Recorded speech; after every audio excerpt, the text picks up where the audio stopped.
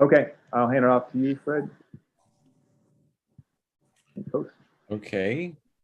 You know how I could get my video? It's not giving me the option. Christina, are you representing Mona? Yeah. Yeah, I'm here with her. All right, hold on one second, guys. We have to get through some other business first, and then I'll come back to you where you'll be able to see your video.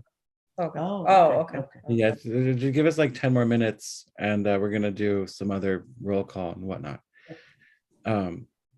Okay, so Colby's gonna do me a co-host. I think I tried it once. And I think here we go, and I just would like to make Robert and Tess. Here we go. Promote to panelist, Tess and Lee. Hopefully that works. I think Lee has to choose to accept to be the panelist. Here's Mark. Okay, let me get Mark up here. There's Tess. And Lee accepted. Okay, fine. So that sounds good. And we're all here. Mark is here. I believe. Okay, there's everybody. And Lee Jameson still needs to accept for panelist if you can, Lee. I've promoted you. But I guess we can go ahead and start the meeting, huh? All right. Okay, so let's start the meeting. The time is 6:32. Call meeting to order. We have three people from the public in attendance.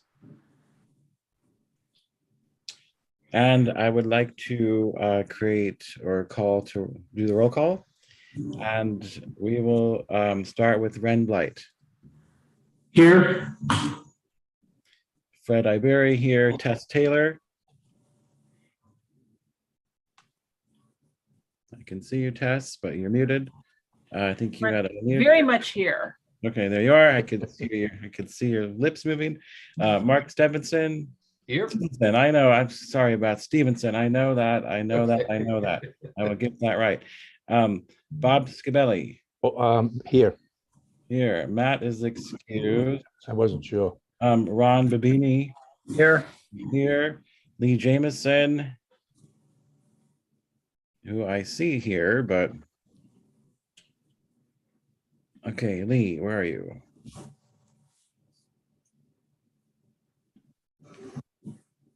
Lee, do you hear me? Okay, so Yes, I do. There you are. Okay, Lee, I got you. Okay, and then Brandon. Here. Brandon's here. Okay.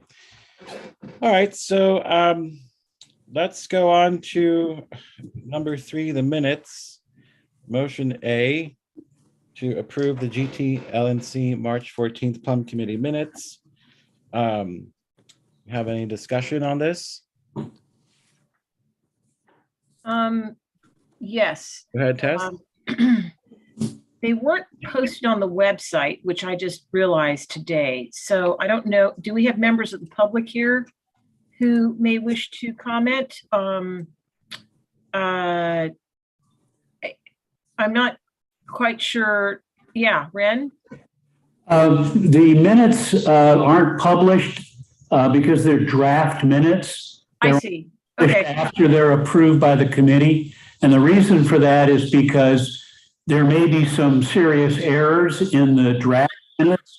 And if, we need to get them corrected before they get out into the wide public and are misinformation in effect. So, Fair enough. And then is it the case, Ren, that once they are approved and published that the public can comment or? they could, yeah, they need to do it, I guess, in writing after. All right. But yeah, they can. Right. If there's a problem with it, then we should correct it even after the fact. We'd have to bring it back for a correction at the next meeting. Okay. Thank you. Okay, Brandon, you have your hand up. Thanks. I disagree. I think minutes should be included in the packet, and it should have like a watermark saying draft, because then members of the public won't be able to see what happened at that meeting until the following meeting. I don't think that's an effective or efficient way that we should be going about it. I mean, Yeah, I believe we're following the done directives on this. But I could, all right. we could propose to them that we would put a watermark on it, a draft kind of thing on the underneath it and distribute it. Well, Yeah, we could look into that, I guess. yeah, I mean, Fred, can you ask our Dunn representative? Because, I mean, what we've been doing in practice is that the draft minutes are posted for the public to review. So when I didn't see it posted there today, I thought that was an anomaly, but it would be good to be very clear on that rule since I don't think this has happened before, certainly not recently. Mark? Yeah, I think Tess, so yes, and again, this is not a dog pile, right? We're just trying to make sure that we're all working on the same page. I do believe that we had agreed. Now, again, I may be mistaken, but I think we had agreed that the minutes would get posted, the draft. Yeah. Understanding that it hasn't been approved. Mhm. And that we would approve then at the meeting. And so, but it was clear to everybody, hey, these are not approved minutes. These are just minutes. Right. Because they have been posted in draft form. Yeah, I think Brandon's idea is a good one, to just put a watermark so that it's clear that they're still draft and not the final minutes. Well, that's what's been occurring. So, I mean, I guess we can just confirm that, but that sounds good to me. Sounds right. Yes. If you get trouble with the watermark, just put a red text draft up front, in front of the word minutes. So, but Yeah, we can do that. other than that, they're good. All right. Yeah, that sounds good to me. I made a note of that, and thank you guys for suggesting that. Sorry if it wasn't done. But okay, so any more discussion? I do see someone from the public with their hands up, but Ren, remind me, do public talk about the minutes or not? I'm not sure if general public comment is in for the minutes. I don't think it is, but Ren, remind me. No, we haven't done that in the past, but That's what I thought. Okay, so we're going to save you, Jonathan, for the next section for public comments. I hope that's okay. And let's go on to the vote for these minutes. Do I have a first? First, Tess. A Tess and a second? Ren, Okay. And here we go. Ren Blight. Oh, how do you vote, Ren? oh, I'm sorry, yes. Yes, okay. Mark. Yes. Mark, yes. Matt is excused. And yes. Robert Kelly. Yes. Brandon. Yes. Yes. Ron. Yes. Ron, yes. Lee. Lee, how do you vote? I vote affirmative. Hold on, let me put the Yes. button. Okay. And Tess Taylor. Yes. Okay, so we have 1, 2, 3, 4, 5, 6, 7, 8 yeses, and then 0 no's. And for the excuse, do I just do what? 0? Is it 8, 0, 0? Yeah. Okay. Okay, so that carries, and now we move on to public comment, section 4. Jonathan Gregory, go ahead, please, Jonathan. Hi, thank you all very much. It's nice to see you. Going back to the minutes part, I think at some level, you have to pause yourself and listen to yourself and ask yourself if you really need to be talking about a directive or if you need to be asking yourself, what's the best thing for stakeholders if there are no rules involved? And in every case, you're not suffering any abuse by stakeholders. And to take a comment, it's just a no-brainer. To post the minutes, it's a no-brainer. The more eyes we have looking at it, If you have any participation from stakeholders, all the better. But as Tess has already pointed out, this is not a neighborhood council suffering from either abuse from stakeholders or from overuse or consumption of time by stakeholders. If anything, and this is my next part, organization, a lack of it, is taking up a lot of time that doesn't have to be wasted. When I looked at what weren't the minutes, I thought it was the minutes, but it was the last agenda. And I looked at what tonight's agenda is. That thing about the car wash was put off pending a presentation by the applicant. But on the agenda, it doesn't, it's just on the agenda, but it doesn't say that there's a presentation or that the applicant declined the invitation to make the presentation. So that's an oddity that tells me whoever wrote the agenda isn't really studying the history to see what puts something on the agenda. And that was the reason I suggested a while ago, in an effort for organization, to create yourselves a log of open completed projects and those that remain, they need more attention. The other thing I'd like to see you do is manage some update on that clock. You realize that you're not supposed to be giving out grant money that isn't used in the fiscal year. There can be some overrun, but this is going on and on and on, and it deserves some updating. The other thing is, when you approve that wall on Camarillo, I want you to take notice.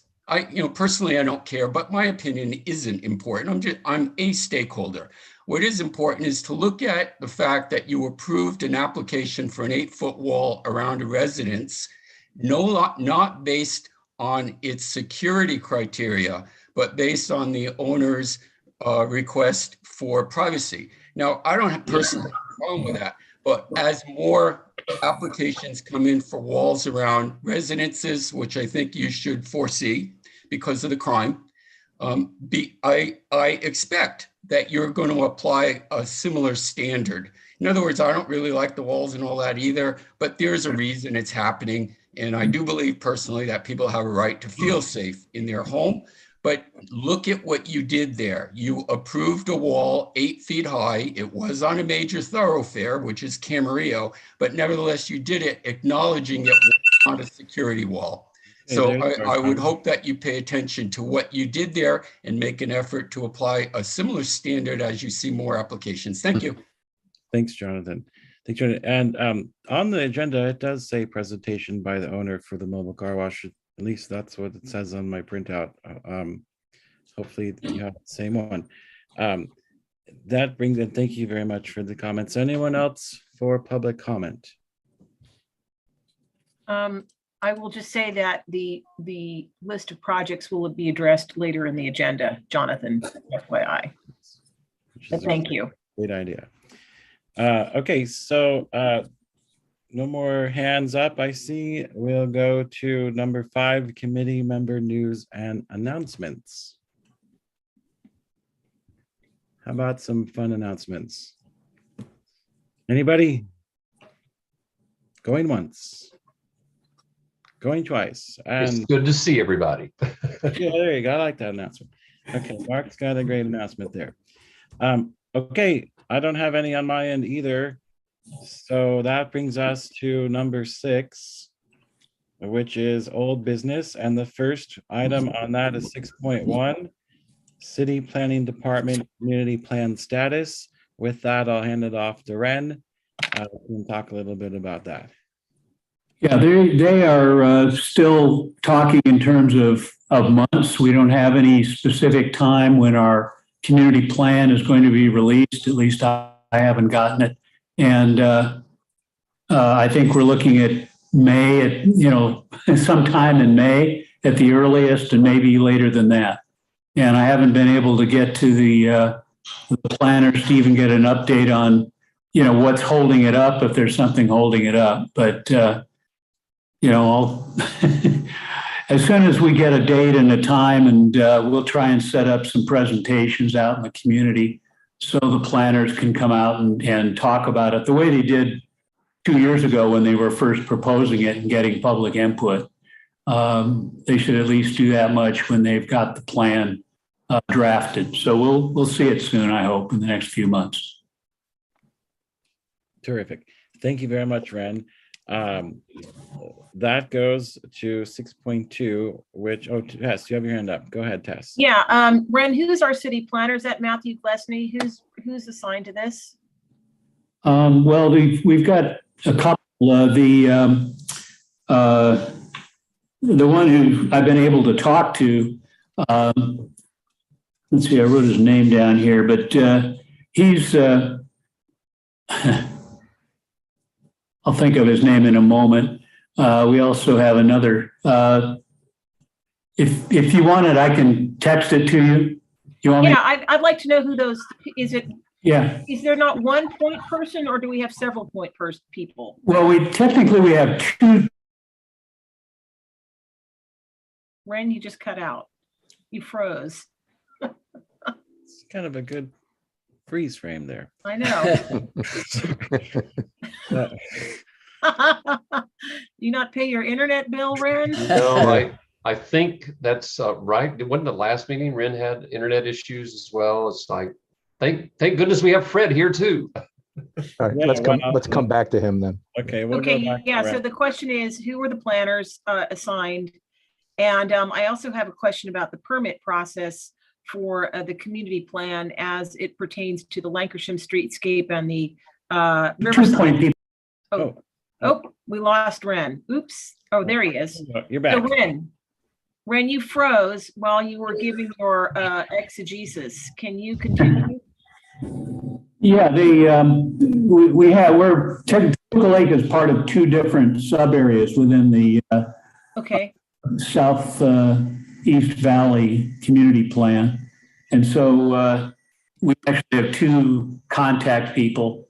And we have to be careful that, we include sort of both neighborhoods, if you will, or both areas in the conversations and make sure that I think it's your area, Tess. West Toluca Lake is part of another community, a sub area within the community plan. okay, yeah, I'd love to know who those 2 people are, if you could email or text. I mean, send it to the whole committee if you don't mind.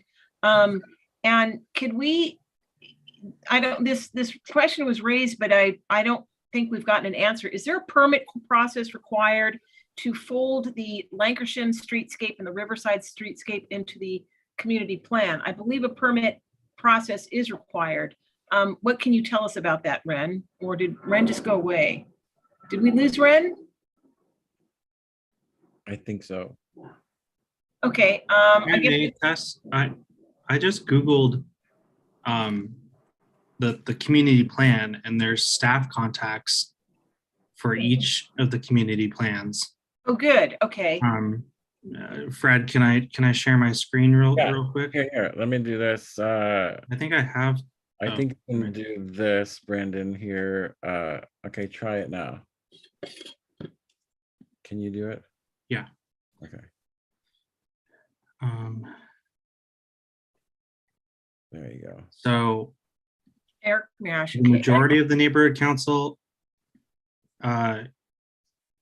here is, wait, let me make sure yeah.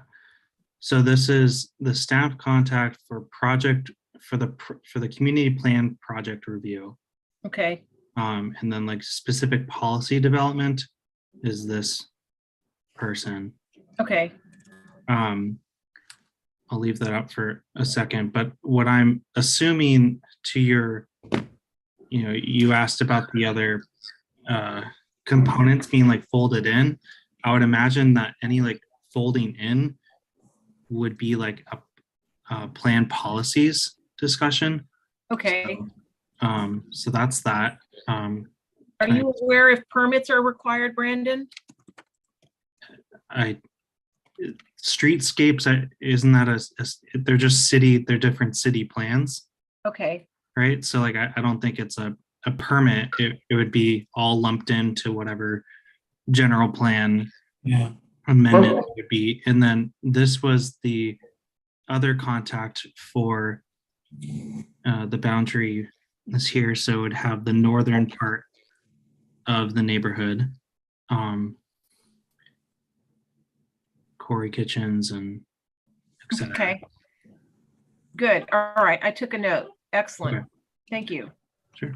Yeah, if I don't get cut out again, Miles Orr is one of the people that I've been talking to the most. And he's been at least responsive. In terms of a permit, what happens, the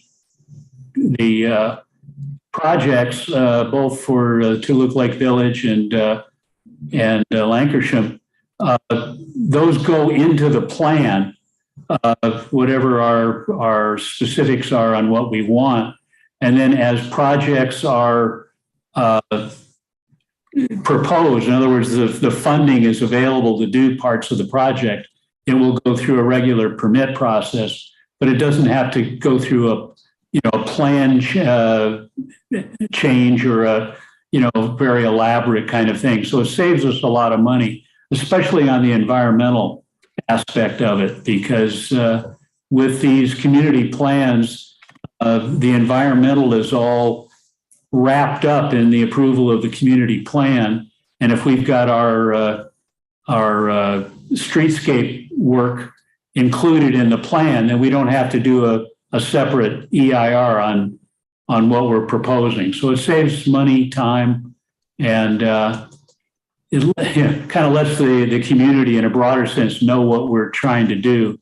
And that's always important as well. So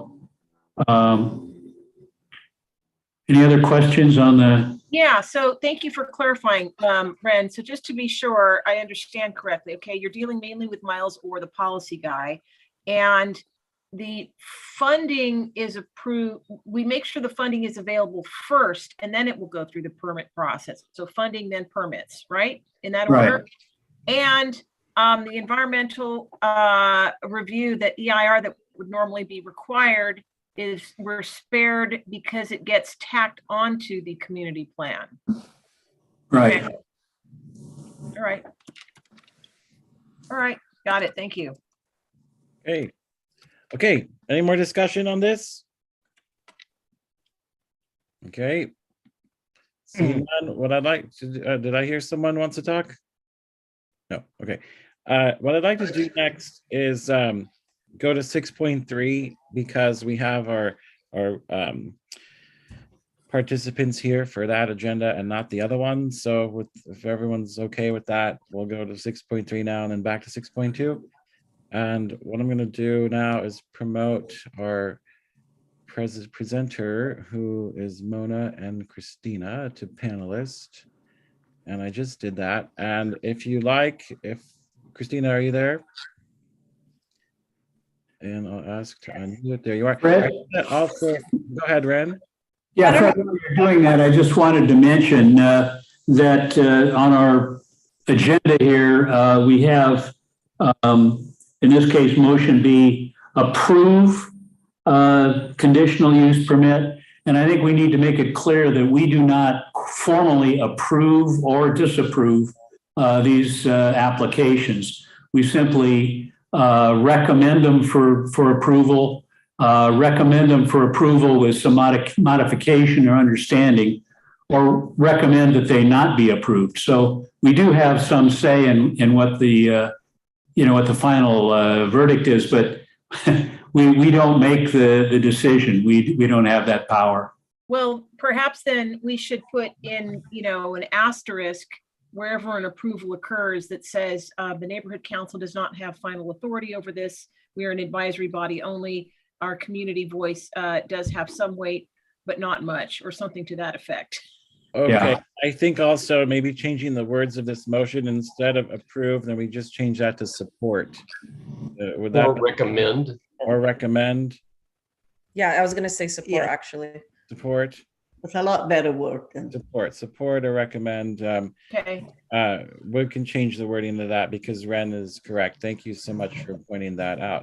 Yeah, let's add something to that effect to the agenda. We can draft Yes, something. I made it. Yes, please. Thank you very much for that. And one more question before you get started, Christina. Were you guys going to show your computer screen at all? Otherwise, I'd make. Yeah, I have a small PowerPoint. Okay, so then let me make you a co-host so you can do that. and then you'll be able to share your screen. Okay. Sure. Okay, so should tell me if you don't see it, but I think I pressed the right button. Okay, I press share screen.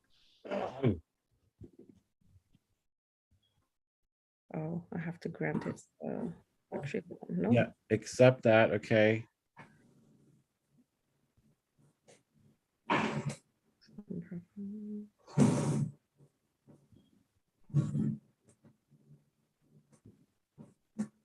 Well, it's not letting me. Yeah, let me try something else here.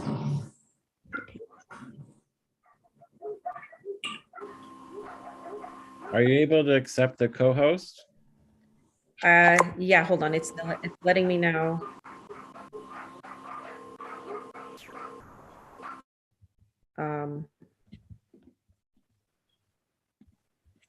Okay, is it working now? I don't see. Does anyone see her screen? No, we just see you. Your face is still. There we go. Okay, now I think it started. Okay. Okay. It Sorry. says started sharing. So there you go. Okay, we can see it now. Okay, great. Well, I'm Christina. This is Mona. Carlos, there's a meeting right now live on Zoom. Oh, me. It's Excuse me. Hold on a Land second. management rules. Fred, can you mute everybody? Yes, yes, I will mute. I'm so sorry. Hold on. Okay. Just unmute. Zoom's easy. One more second, and just so I can get this. I was gonna say, just if everybody will just mute themselves except for Mute. Oh, Christina, okay, we're there we good. go. Okay, there we go. I'm gonna, and then let me unmute Christina. Here we go. Okay, go ahead, Christina. Hi, I'm Christina. This is Mona. We own the gas station, The Mobile, on 10570 Riverside Drive, corner of Riverside and Cahuenga. And we are looking to put in an express car wash, a drive-through. Based on a request of a lot of our customers, that there's no car wash nearby. The closest one is in North Hollywood. You know, it's convenient. Customers could keep their car clean often. It's going to be a quiet operation because it's touchless. You know, it's better for the environment. You know, if people are not wasting water washing at home, the system uses biodegradable soap. It's touchless, so I know a lot of the people in Toluca Lake have, you know, really nice cars, and touchless is a better option. So there's no harsh brushes, scratching and stuff like that. It's drought friendly because per California law, we have to reclaim 60% of the water and recycle it. The brand of the machine is Razor, and it's really quiet. And we're going to offer programs to our customers for savings, and so they could have monthly washes. And we're going to make sure that there's no traffic caused up, you know, cars in line, anything like that, because the way it's being built, we're going to have a well-lit facility like we do now. And then I'll just show you, this is the sketch. I know it's a little hard to see. But this would be the mart right here. And then the car wash would just be coming on the side right here, where it's the wall is adjacent to the Heirloom restaurant. So we're not going to be, you know, blocking or closing any streets. Our store will be open for the patrons. Right, the C-store will be open, but not the gas. We're installing 4 new pumps also. Yeah, we're putting in brand new pumps that are going to be faster and look better for everybody. There's no major drilling. We're not going underground. It's just during business hours, the noise is very minimal. The project itself, once it's approved, will take at most 3 months to build. So, you know, we look forward to offering our customers this. You know, COVID did hit our business pretty hard. So it would be a helpful addition to our business also. And just better that nobody has to drive all the way to North Hollywood to wash their cars. They could have something in the neighborhood. Their support would be greatly appreciated. I could hear you. So if you have any questions. Okay, all right, well, thank you very much, Christina, for that presentation. We do have some questions from the board, so we'll go ahead and start with Mark. Hey, so I'm one of your neighbors, I just down the street. And so just a couple of questions. One is, what is being removed that you have currently? So that's one question. 4 of the gas pumps that Two we pumps. have, I know, Removing but 2 pumps. 2 pumps, but it's 4. People who are non-gas station know it's 4. So 2 of the pumps, main pumps, are being removed. Those are the one that face the Heirloom restaurant. So we're removing that. We don't have to knock down anything or take up any other space. The car wash will just be right there. The architect, obviously you see the drawing, measured it out and planned it all out. Right. So the second part of my 3-part question here is, what is the traffic mitigation going to be? Have you anticipated that? Because you are coming off of a very busy street that can at time have backup on Cahuenga right at that corner for Riverside. Anything, Becky? Well, entrance will be from, what is this?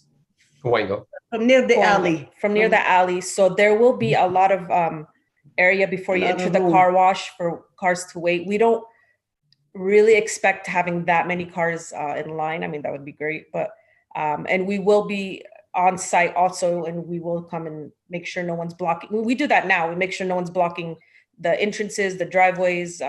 We have this, every single day. We make sure customers don't block anything. There's 4 entrances, actually 3 entrances to the car wash and to the gas station. If they're gassing up, they just have to make a left turn, drive the alley and go through the wall of the Heirloom. If they're coming south from Cahuenga, they make a right turn and just go in our alley behind our store to the car wash. Right. Congestion gonna be. Yeah, because I'm just, my only concern is always about traffic because it's congestion happening. So the other part of this is I see the drawing where the car is up at the very top, right? Mm-hmm. Where is the actual, I guess I'll call it the building of, right? The car wash itself. Here. It's just right there. Okay, so here's the question I've got for you. Have you talked with Heirloom? Have you talked with the owners of the facility? What is their, do you have any letter of support or anything from them? They have their signature. They're 100% supportive. We went and talked to them personally. They're all for it because it's not really going to block any of their business. It's not going to really affect them, but we do have their signatures and vote, as well as some of the neighbors. We went around to make sure the neighbors and everyone is okay with it. Okay. Thank you, Mark. Next question comes from Ren, and after that we have Robin Allen. So Ren, go ahead. Yeah, the first question is, what are your business hours that you're going to have this car wash operating? We didn't decide, but usually 8 to 8. Yeah, we close early. We close at midnight, but it would probably be the car wash close at 10. 8 a.m. to about maybe 10 p.m. So it's not going to run after hours. Yeah, we're not 100% decided, but we're not going to run it after hours, right? No, because we want to have someone on site, No, and we don't want homeless to be around that. Yeah, I'd strongly recommend your, maybe 8 to 8. I wouldn't go late at night because that becomes problematic, I think, for the community. I think you'd be well advised to have your hours even like 8 to 7 or something like that at night. But I'd ask you to consider that at least.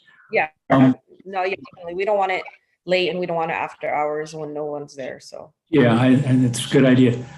Another thing, looking at the site, there's a tank there along the alley that liquids. It looks fairly serious. You know, it's got the triangle with the chemical things. Is that going to be removed or is that going to stay there? And is that a problem This is possibly? gonna be moved. It's gonna be moved not because of the car wash. It's gonna be moved because the new pumps don't require the need of Healy system. The Healy system collect the fume and condensation to the tank. The old pumps require that. The new pumps have their own built-in. So that big tank looking, it's gonna be moved or relocated somewhere inside the trash bin. It's not in the way at all. And this Good. checked Yeah, every that's- 2 months. It's yeah, it's checked by state. It's regulated by They're always- AQMD. Every 3 months we have a tester. They come and look at it. All, It's all certified. gas stations with the older pumps have to have that by law, but with the newer pumps coming, It's we called don't balance have to. system. The balance system does not need that. Okay, Okay. I'll turn it over to others. I'm sure there are other questions. Okay, so just really quick, on your application here that you guys put to the city, it says the hours were from 7 a.m. to 7 p.m. Is that, I don't know if that's actually for your proposal or if that has to do with other. That was just something between us and Eurocon, the architect. But the hours is up to us. We can set up our own hours and buy the graphic that says which hour we're gonna open, which hour we're gonna close. I We see. didn't permanently engraved it yet. No. Okay, all right, so thank you for pointing that out. So those are just a suggestion from your engineering firm, and the hours are yet to be determined. And it could be from 8 until 10 p.m. Suppose. Okay. Thank you. Probably not. We would probably will be ending it earlier in the evening. Yeah, okay. I just 10 might be kind of late, but anyway, next is Robin Allen and then Tess. Go ahead, Robin. I think Robin, can you hear me? Okay, there you go, Robin. Hopefully she can unmute. Here we go. Hi, can you hear me? Yes. Hi, okay, first of all, Fred, can you put everybody's face back up and remove her shared screen so I can see everybody again? Sure. Otherwise, it's Oh, yes, definitely. Okay, 1 second. We're done with the PowerPoint, so let me do that really quick. Hold on. You want me to do stop share? You can do that too, and I can press something here, and I think we'll be all set. How's that, Robin? all I can see is you. If we can get everybody back on the screen again, that would be great. Because as a guest of this, I have, there we go. Yay. Okay, how's that? Okay. Perfect. Okay, well, I have some questions and a few concerns. First of all, how long have you owned the gas station? Since 1998. 1998. 24 Okay. years. Yeah, because when I moved into the neighborhood over 30 years ago, and up until maybe 15 years ago, I used that gas station religiously because it's near my house and I love the location. So this definitely affects me more than any other gas station in the area. The gas station, I'm sorry to say, is, in my opinion, one of the most expensive gas stations in the entire area. I mean, I used to go there all the time, and then my husband started complaining about how much money it cost me to fill my car. And now with gas prices even higher, I do avoid your gas station, which is a shame because you're right around the corner from me, and I love the location. I'm wondering a couple things. The taco truck that's always there, is that something that's a permanent thing, or is this something do you make a cut on that? I'm sorry, Fred, this is not about the the application for a car wash. No, I think that understand the comments that. are getting a little. But a car wash is going to cause lines just like the taco truck. You know, I'm concerned about traffic. And just like when we had Universal The issues. taco truck never has lines. People park at our pumps, they block our pumps. There's never a line. That taco truck, the whole neighborhood thanked us for we allowed them, they started a business, we allowed them the space, and people love We it. lost the daughter, It's that's why we felt sorry. well lit up, and people love it because it's something to walk to. It's safe. There's never been a problem. Yeah, It's no, just- I'm not concerned about the taco. I'm just curious.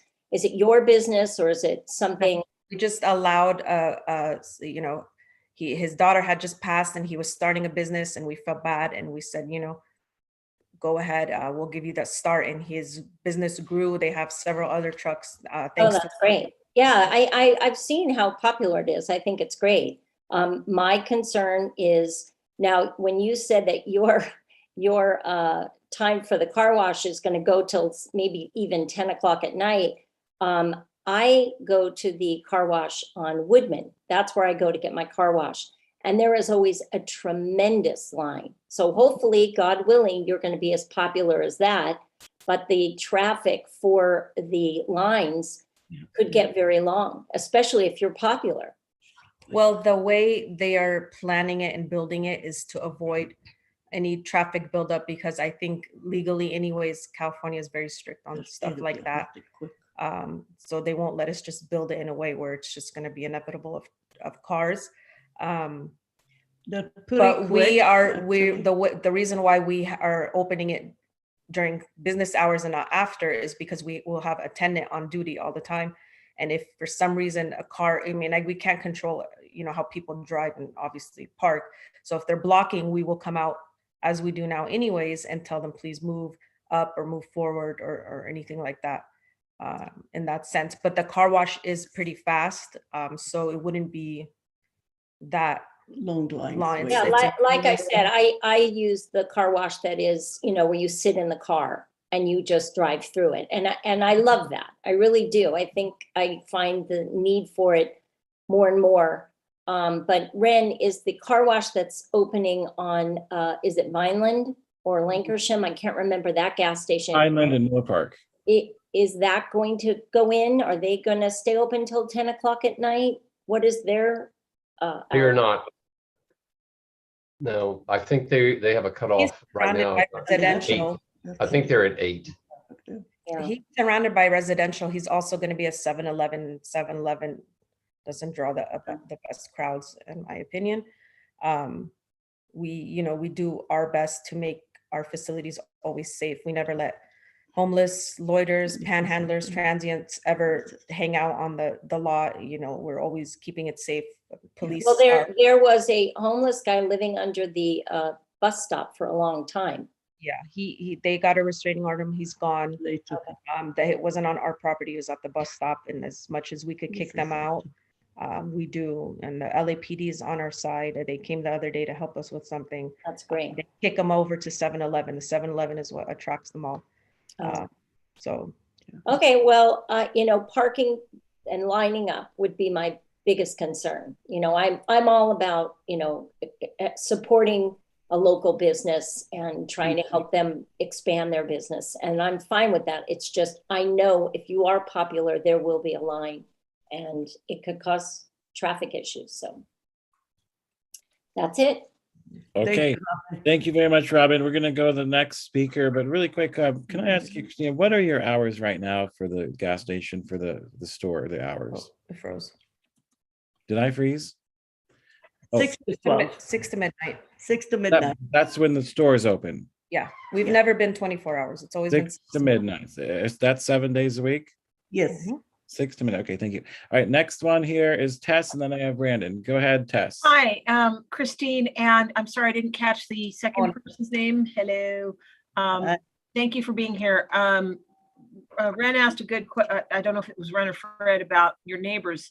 You said you got a letter of support from Heirloom. Did I miss? There's an apartment building immediately adjacent. There are 2 floors. Did you talk to them? Do you have any letter of support or approval from them? Because they will be most affected. They live there. Well, we got support from a majority of them, but also construction is during construction hours. We don't plan it since there's no drilling. It shouldn't be that loud. Well, and not only that, and it's kind of you to be cognizant of that, but the operation of the car wash when it's built, I think that the hours are going to be really important because you've got bedrooms, on the second floor immediately overlooking your operation. So, you mentioned that you were pretty hard hit by COVID, which I believe and I deeply regret. I hope your business has come back because I would certainly love personally to own a gas station at this time. So good luck to you. It looks appealing with these prices, but they affect us just as much. We would, if we could give it to $2 a gallon, we would. But Believe me, the price is not in our hands. It's trust the me. higher brands. The higher brands are higher. Trust me, I know that. I know that. I'm just wishing you the best. Thank you. And we Thank you. we love our community, and we we adopted the school from the first day we took over. We adopted another school in our other location, and we always donate and support to anyone that comes and let us know that's for the community, whether it's the police or Chamber of Commerce or anything like that. More we importantly, care we more.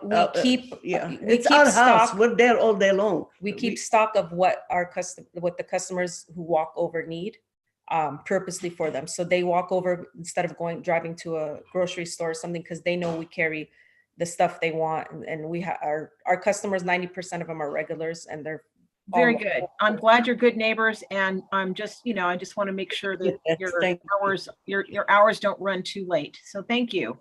Thank you. No. Okay, thank you very much, Tess. And we have Brandon. Thank you, Fred.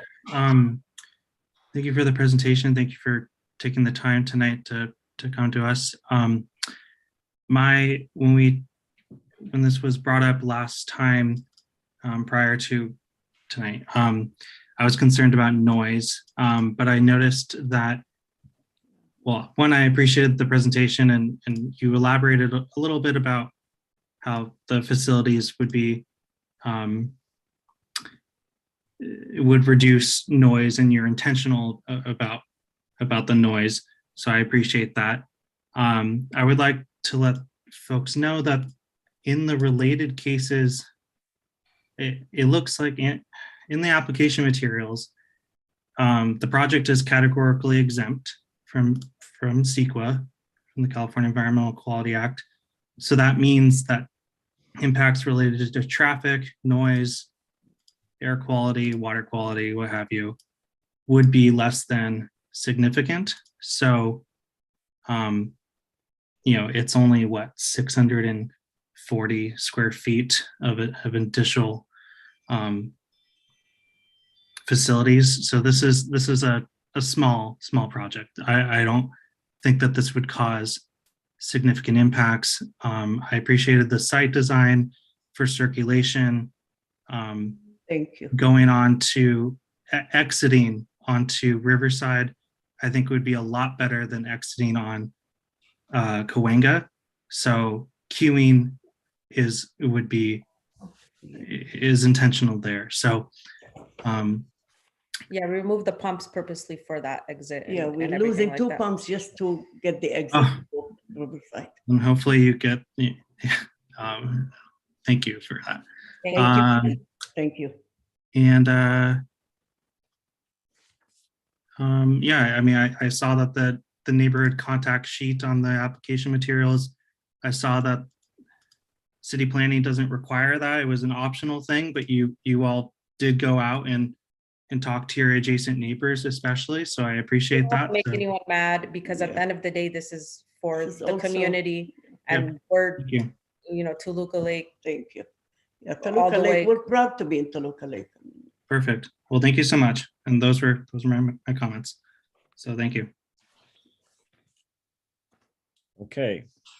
All right. Thank you, Brandon. And do I have any other comments from the public? Anyone else from the board? Jonathan Gregory. Go ahead, Jonathan. Thanks. I would first say it's really nice to see business owners here rather than consultants. I think it's great that you're running your own business, because it's getting less and less to see this. And you got a lot of neighborhood support generally, I think. I would recommend that the board consider, number one, if a car wash is operating after dusk, it means a lot of lights are required so that these people can do what they want to do with their car. And that means bugs. We have more and more bugs. So if there's resident and restaurant nearby, no one might be contemplating how many bugs are going to be attracted to illumination. So something to think about. The second thing I would recommend is you contemplate requiring a no queuing sign. This is what they did at that Raising Cane.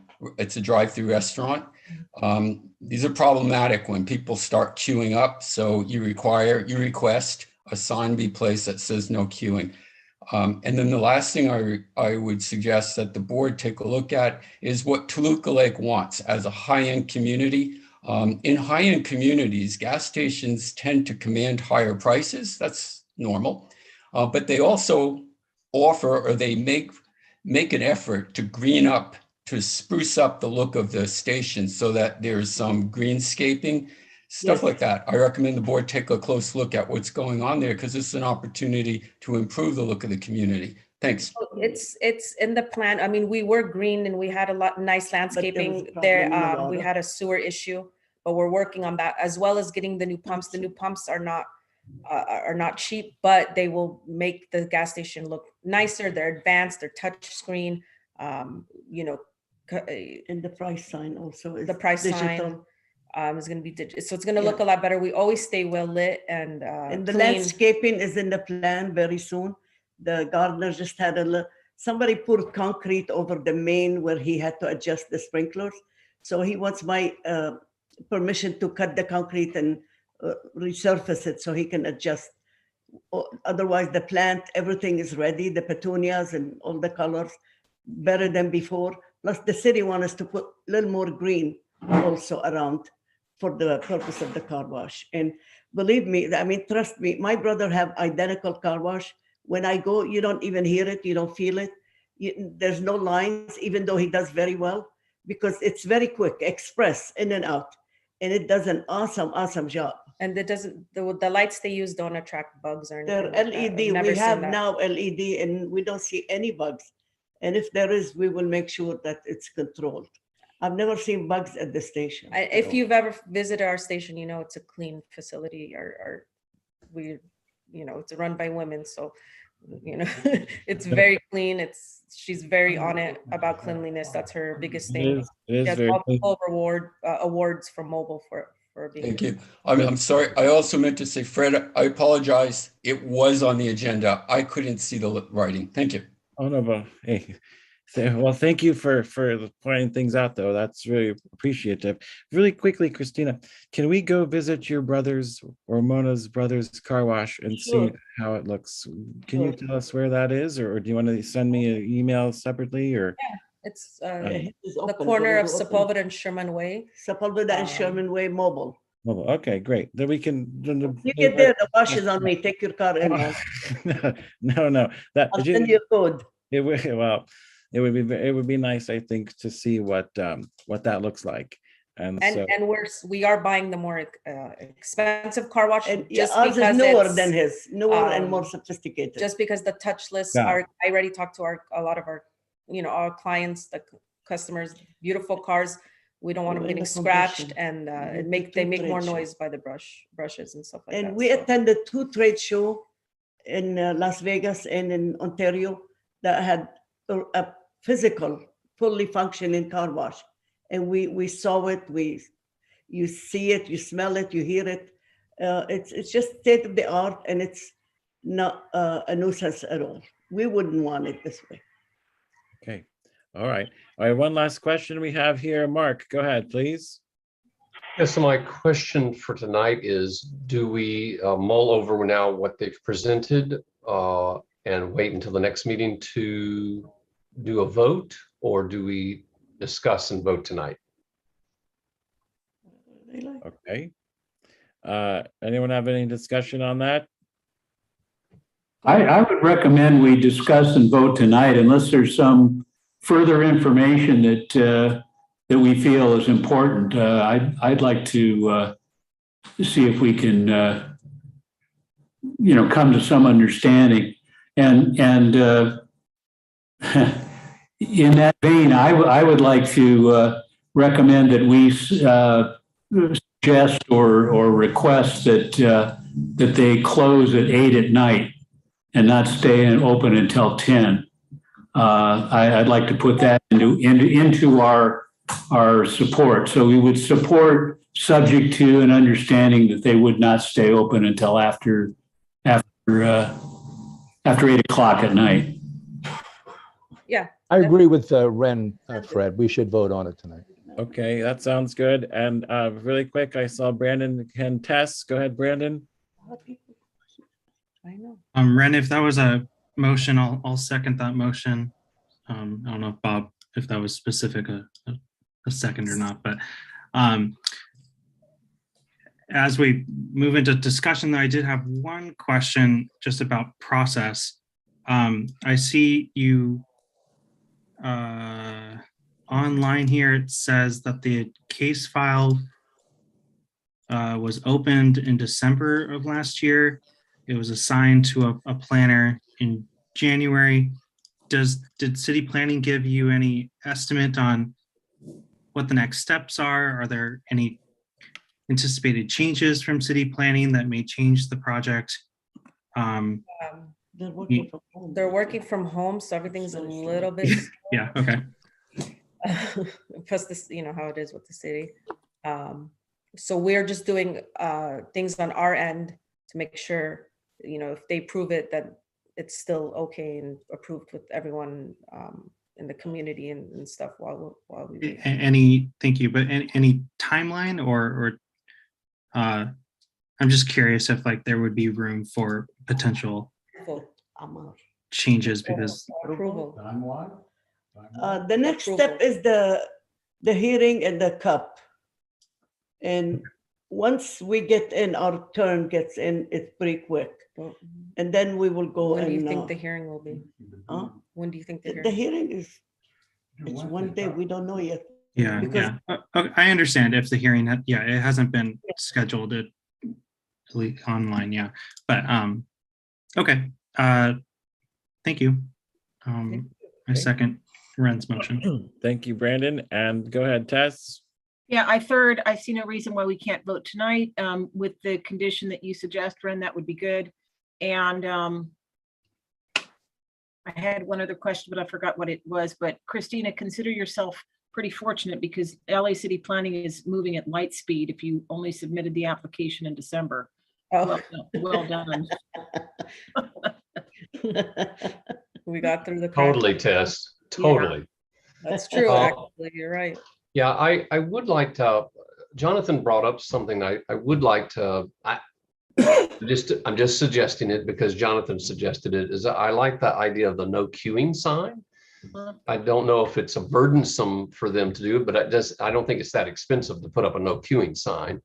But I think that also brings into what Robin's concern was, and it just, I think it enhances, right? But I just want to throw that out there. Yeah. Okay. Good thing, Mark. Yes. Thank you, Mark. And Lee Jameson, go ahead. What does queuing mean? Lining up. To wait in line. Oh, thank you. Like no standing in New York. I always thought that was crazy. Sidewalk. That means cars waiting in line. Okay. And anyone else? Here we go. We have another hand up. Please. That's Lee. Lee already spoke. I'm gonna put your hand down, Lee. And we have Brandon again. Go ahead, Brandon. I think we should. Where did Ren go? Did he? Ren's right here. Oh, sorry. He had a costume change. Yeah. I think for formality, do you accept that addition to your motion to that whatever condition for approval? Should I read it one more time? Okay, go. Yes. Okay. Here's how I have it read so far.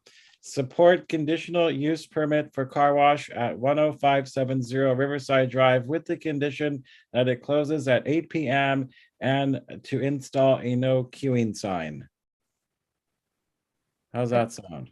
I first or re-first it. Hey, would you like to first? Yeah, who wants to first it? Tess is going to first it. Who's going to second it?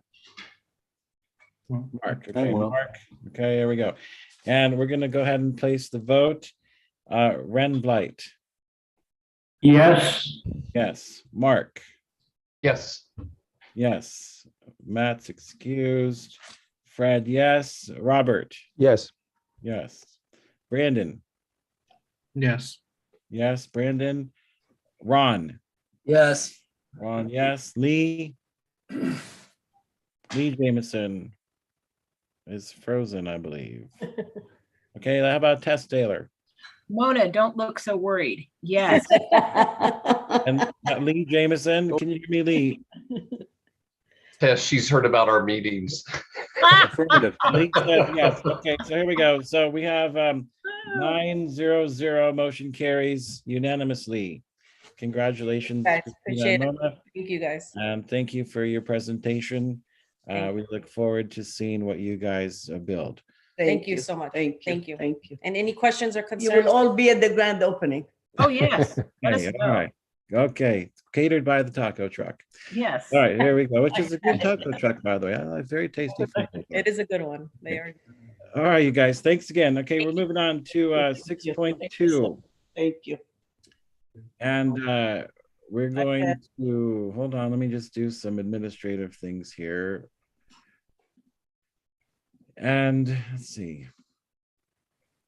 Okay, there we go. All right. Okay, so here we are. 6.2 is the 10050 Toluca Lake Avenue. And this is a motion to support request for fence height variance, which will have the fence at 6 feet all the way to the property line. Do we have any discussion on this? Lee? Yeah, is that the one we approved last time confirming? No, this one is on Toluca Lake Avenue. It's actually in a house on the lake. And they had, we had them submitted the plans a few weeks ago, actually maybe months ago. If you don't have them, I could probably get them to you again. But this is a different house on Toluca Lake Avenue. Ren, you had your hands up. I just wanted to, is there any way we could show the picture of the, it's yeah, with posts, it's you know, architecturally, at least it's not just a wall, it's a decorative yeah, and so forth. I think it, and it's kind of in keeping with the neighbors. The other neighbors seem to all have this as well. Yeah, if you So, give me a minute, I will get it for you here. Yeah, if you could.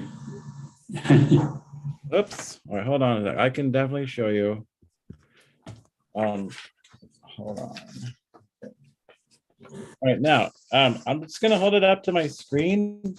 So I hope that you guys can see this. Can you see my screen? This is for what? I thought we were. This is Toluca Lake Avenue. That's the before picture. Yeah, what is that? Yeah. Okay. This is kind of like halfway under construction. But we don't have a picture of what it looks like. What's not built yet. But I Well, can show you. An architectural rendering. They didn't do a as-built or, you know, a architectural design kind of picture. Yeah.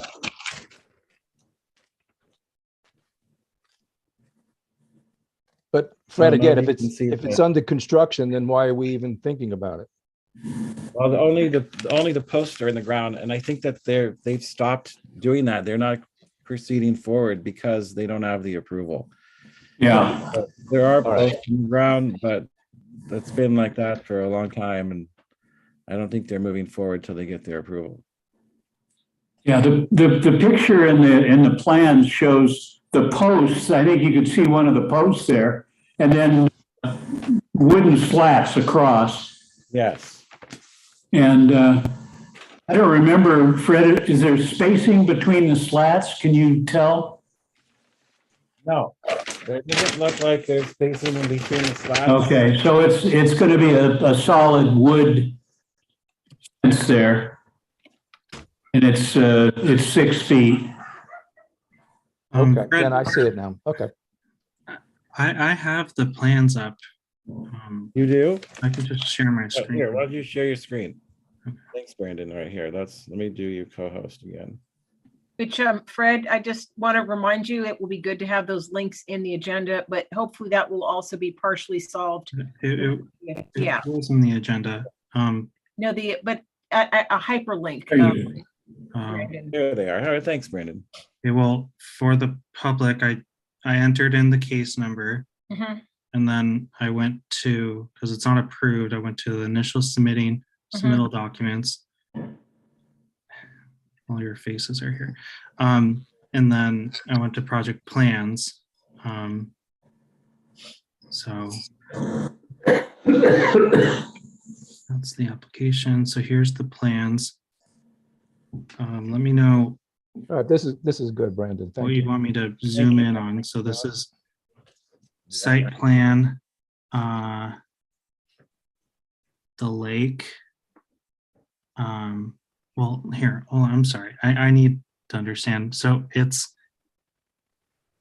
a 6-foot high solid wood and slate screen steel fence, driveway gate, a pedestrian gate, another solid wall. Okay. Accessory use. Okay. So I'll just look here. So it's just existing curb, new tube steel, head pipe, site entrance. So it's what, 96? No, it's 50 feet and 5 inches on one side, and then this one is 29 feet and 8 inches. Anyway, as far as an elevation, we don't care about what the anchoring looks like. I don't know what this is, but this looks like solid. Yeah. I can't really tell if this would be solid. Is there any leader lines? No. It looks like a gate, Brandon. That's the garage entrance. Okay. I can driveway gate front and rear. So, okay. And then it has a mechanism, it looks like, to move it. And then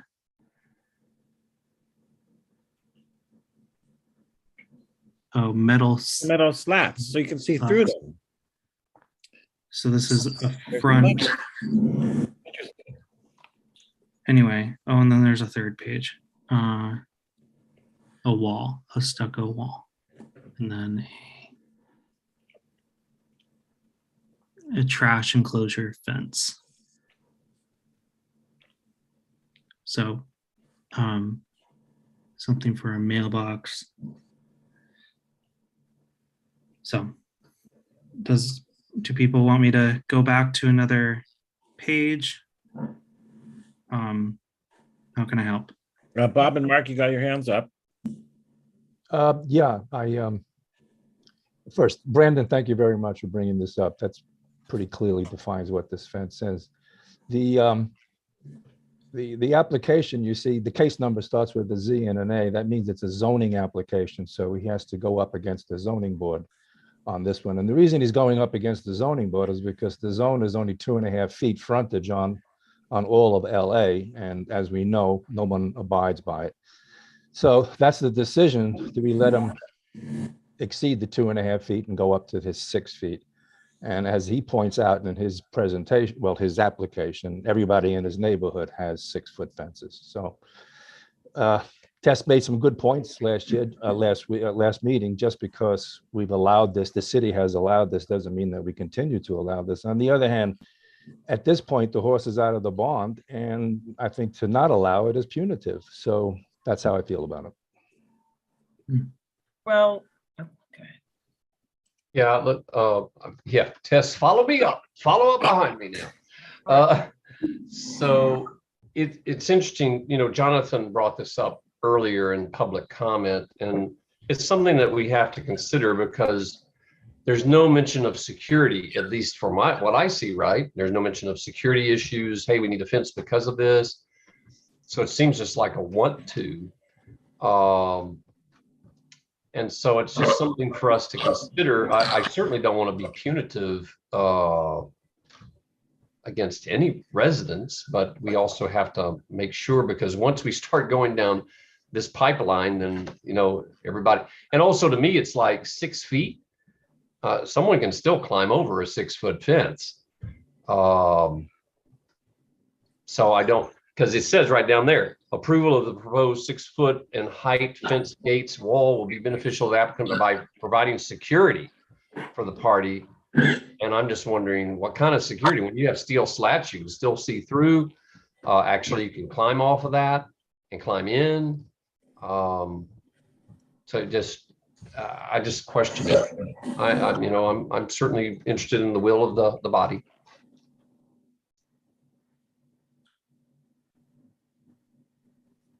Okay, Tess, I see. So Mark, I'm with you 100,000%. And the LA Municipal Code is a minimum standard. And the minimum standard exists for a reason, for public safety, et cetera, and a minimum standard for quality of life purposes and all of that. I recall last year that there was a big hue and a cry about a neighbor on Navajo who had overbuilt built a fence higher than code permitted. And I agreed with the neighbors that should not be. And once we start to let this happen, it's just going to continue to happen.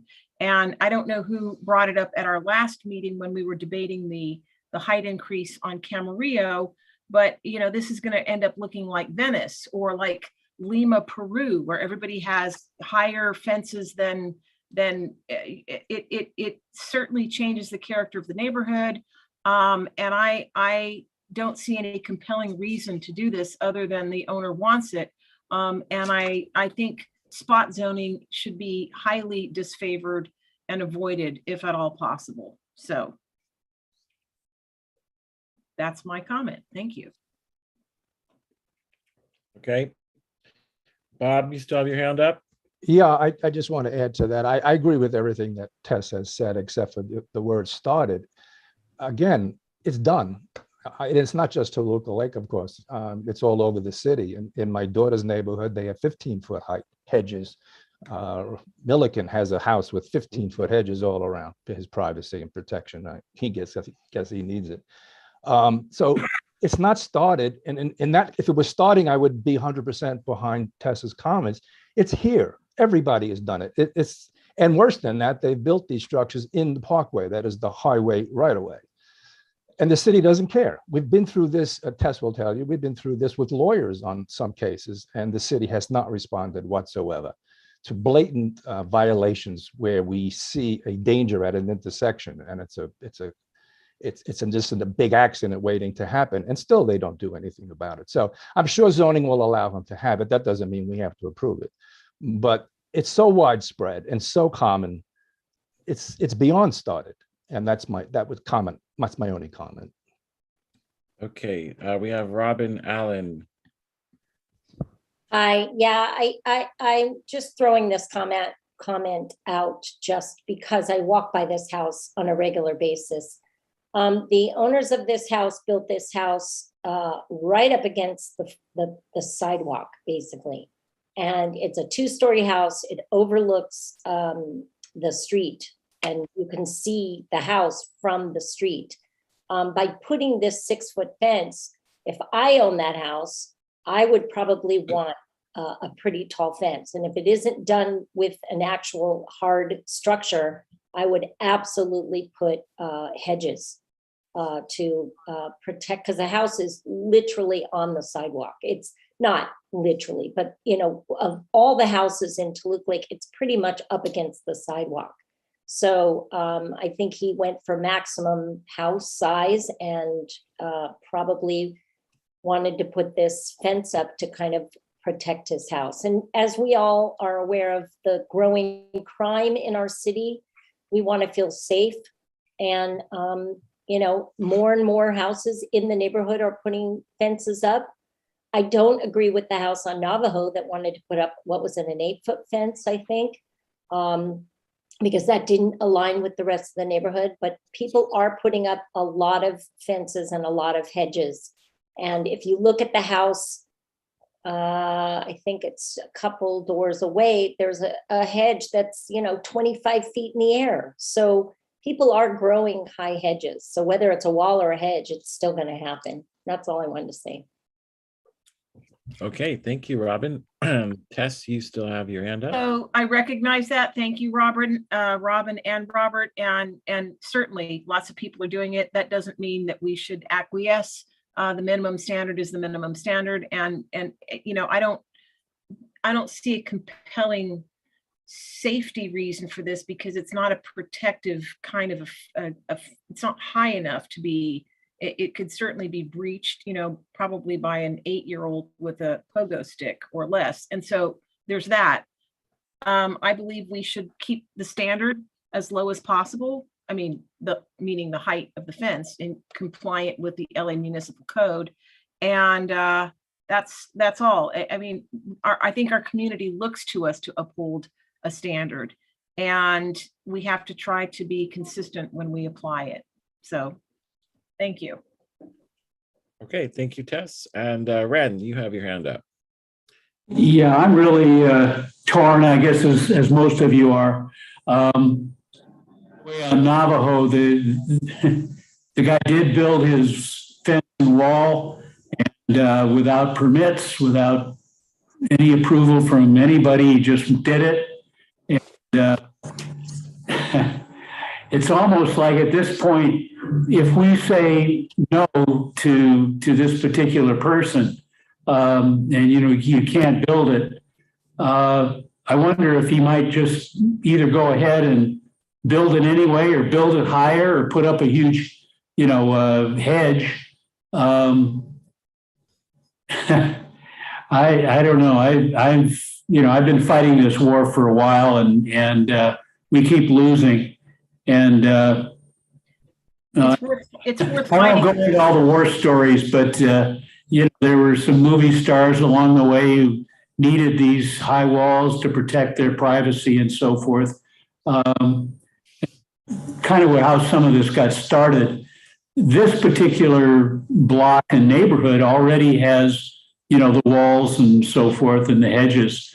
So in some sense, it looks to me like this is kind of the last guy in line, the last one who's actually doing this in this particular block.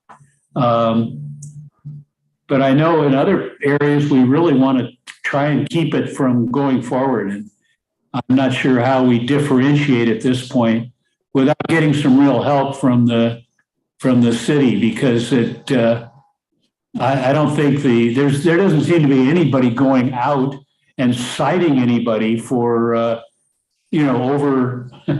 over height fences and hedges.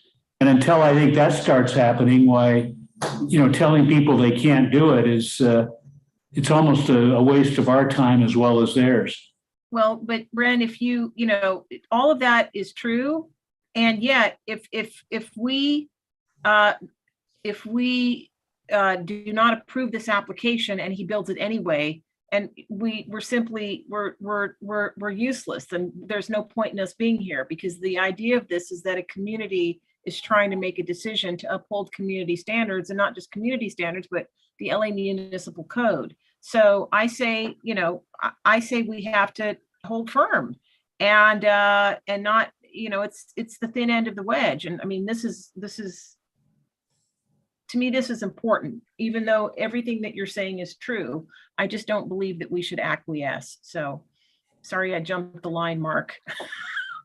No, nobody jumps the line at these meetings. Okay, so you got your hand up still, Ren? Yeah, I just, I'm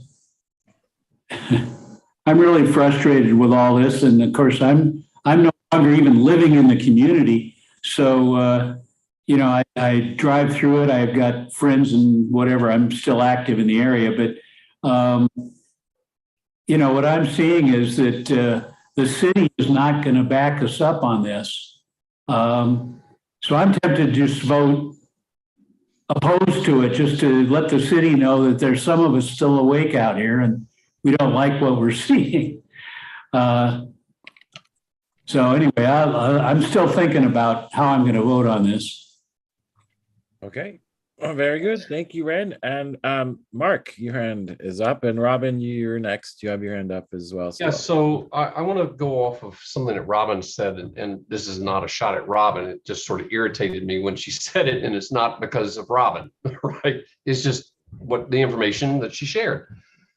That this person intentionally built their property as far up as they could, thereby allowing just a little bit of space, right, up against the street. That's not my fault. That's theirs. But again, if we want to hold firm to what we need to do here in Toluca Lake, then we vote the way we've got to do. And if it gets overturned, then guess what? It gets overturned. But at least we are answerable to our community. Yes, Mark, yes. Okay. All right. So that's just my feeling at this point. Okay, well said, Mark. And let's go to Robin and then Bob. Go ahead, Robin. I had nothing more to add. Is my hand? Oh, Your sorry. hand is still up, but Sorry. it's all right. Okay. But And Bob, but just to say that, you know, when houses are being torn down all over the neighborhood, I am sure you're aware of it. And there's these big empty lots, and the whole goal from these people that are building is to put the biggest house on the smallest lot. McMansion. Yeah, which, again, I'm not criticizing. If I had the money to do that, and I love this community, I would love to build a dream house in this community as well. I'm just saying that with crime on the rise, as it has been going up and up, as I'm the chair of public safety and neighborhood watch, I'm fully aware of how scary it does feel at times that we can't rely on the police department to protect us. So if somebody wants to put a high fence and cameras, and the one thing I'm not happy about is the guy with the guard shack. If you have to have a guard shack on the front of your house, then why live here? Go live behind gated community. But again, it's not my house. Yeah, there's a. Who's got that? Yeah. Oh my gosh. What's that, Robin? Take a drive on Toluca Lake Avenue. There's a house that has a guard shack. He actually built a small guard shack right on the sidewalk, and it scares me when I walk by because I don't always expect somebody to be standing there. And that's what people are doing. So, but again, it's private property. You can do whatever you want on your property, and they want to protect it. So that's it. And really quick, Robin, what cross street is that near? Toluca Lake Avenue and what? The guard shack? Yeah. Okay, so let me think. I think it's near Ponca. Okay. Ponca. Yeah.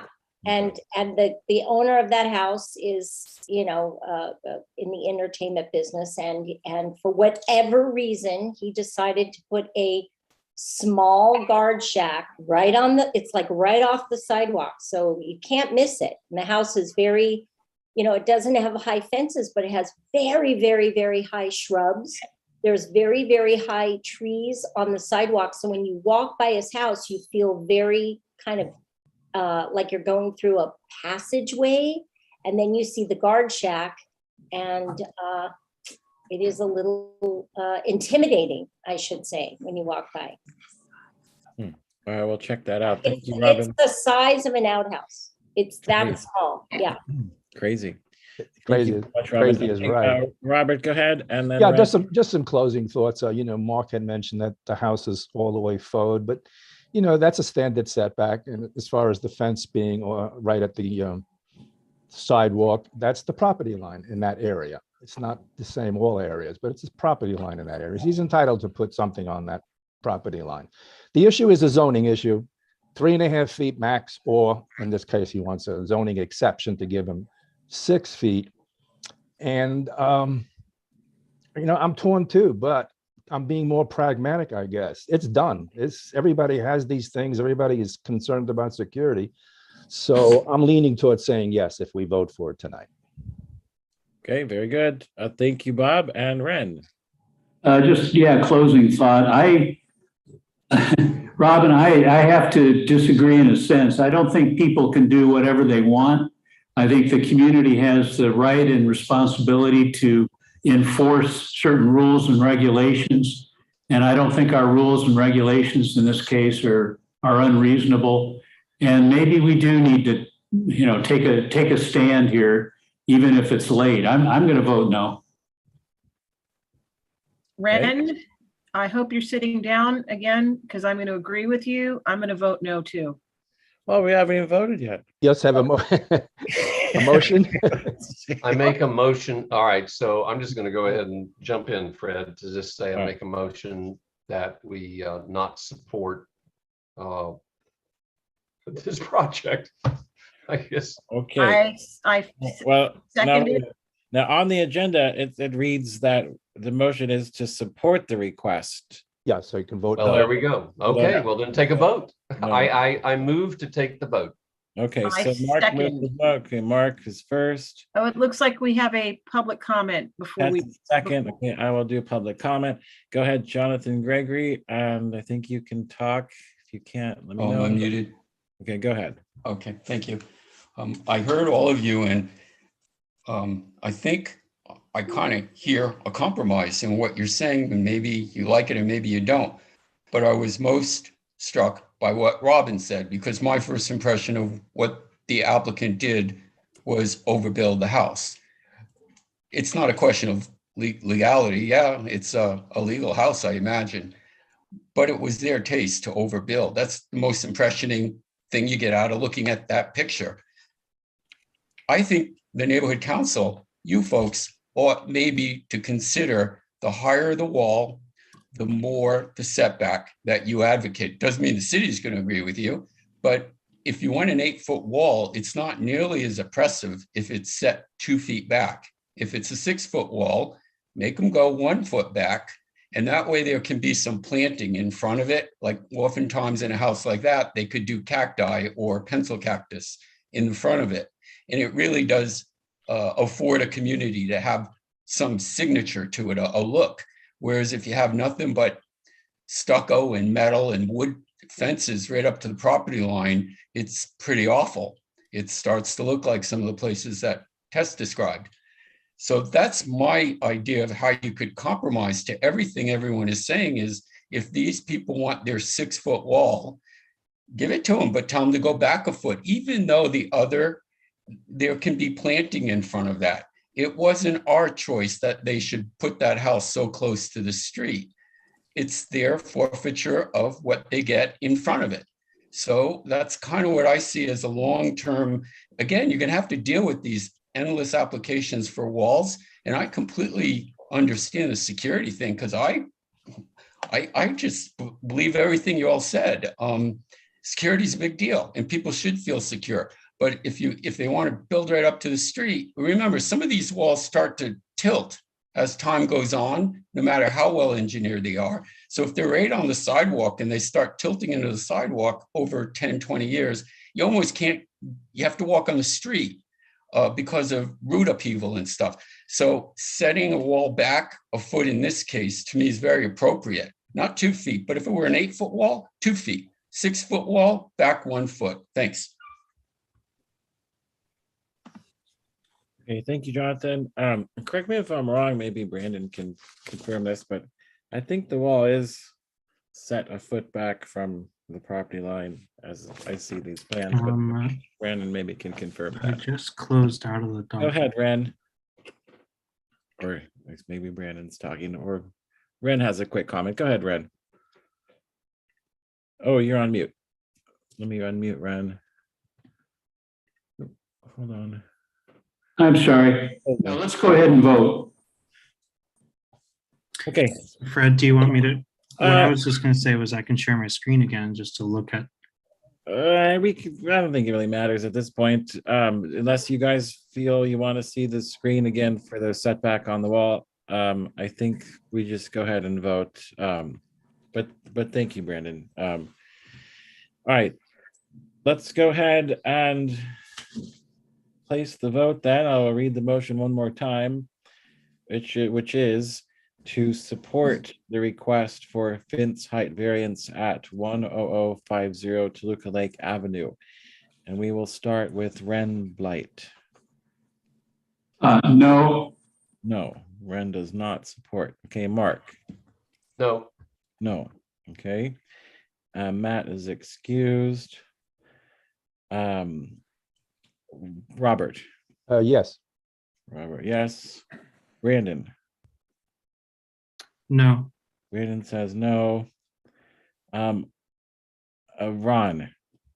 Well, I'm going to take the same vote as I did on the Camarillo, which is abstain because I do not like the large walls. I'm horrified every time I go by the southwest corner of Foreman and Moore Park, where it used to be so nice and now it's not. But I do not want to deny this man his right to have his wall. It's an abstain. It's an abstain. Okay, and I'm actually going to do the same thing. I'm going to abstain as well. Lee Jameson. Lee, and do you vote to support the wall or not? And Lee's on mute. Maybe you could gesture. I can see. There you go. Lee says no. Okay, no. And Tess Taylor. No. No. Okay, so the vote is 1, 2, 3, 4, 5 no's. Actually, excuse me, 1 yes, 5 no's, and 2 abstain. So that means that the motion fails. Okay, does not pass. And that brings us to 6.4, which is. Fred, I don't know if you can, am I muted? Yeah. Go ahead, Robert. Yes. A matter of procedure, and I'm open to what the board says.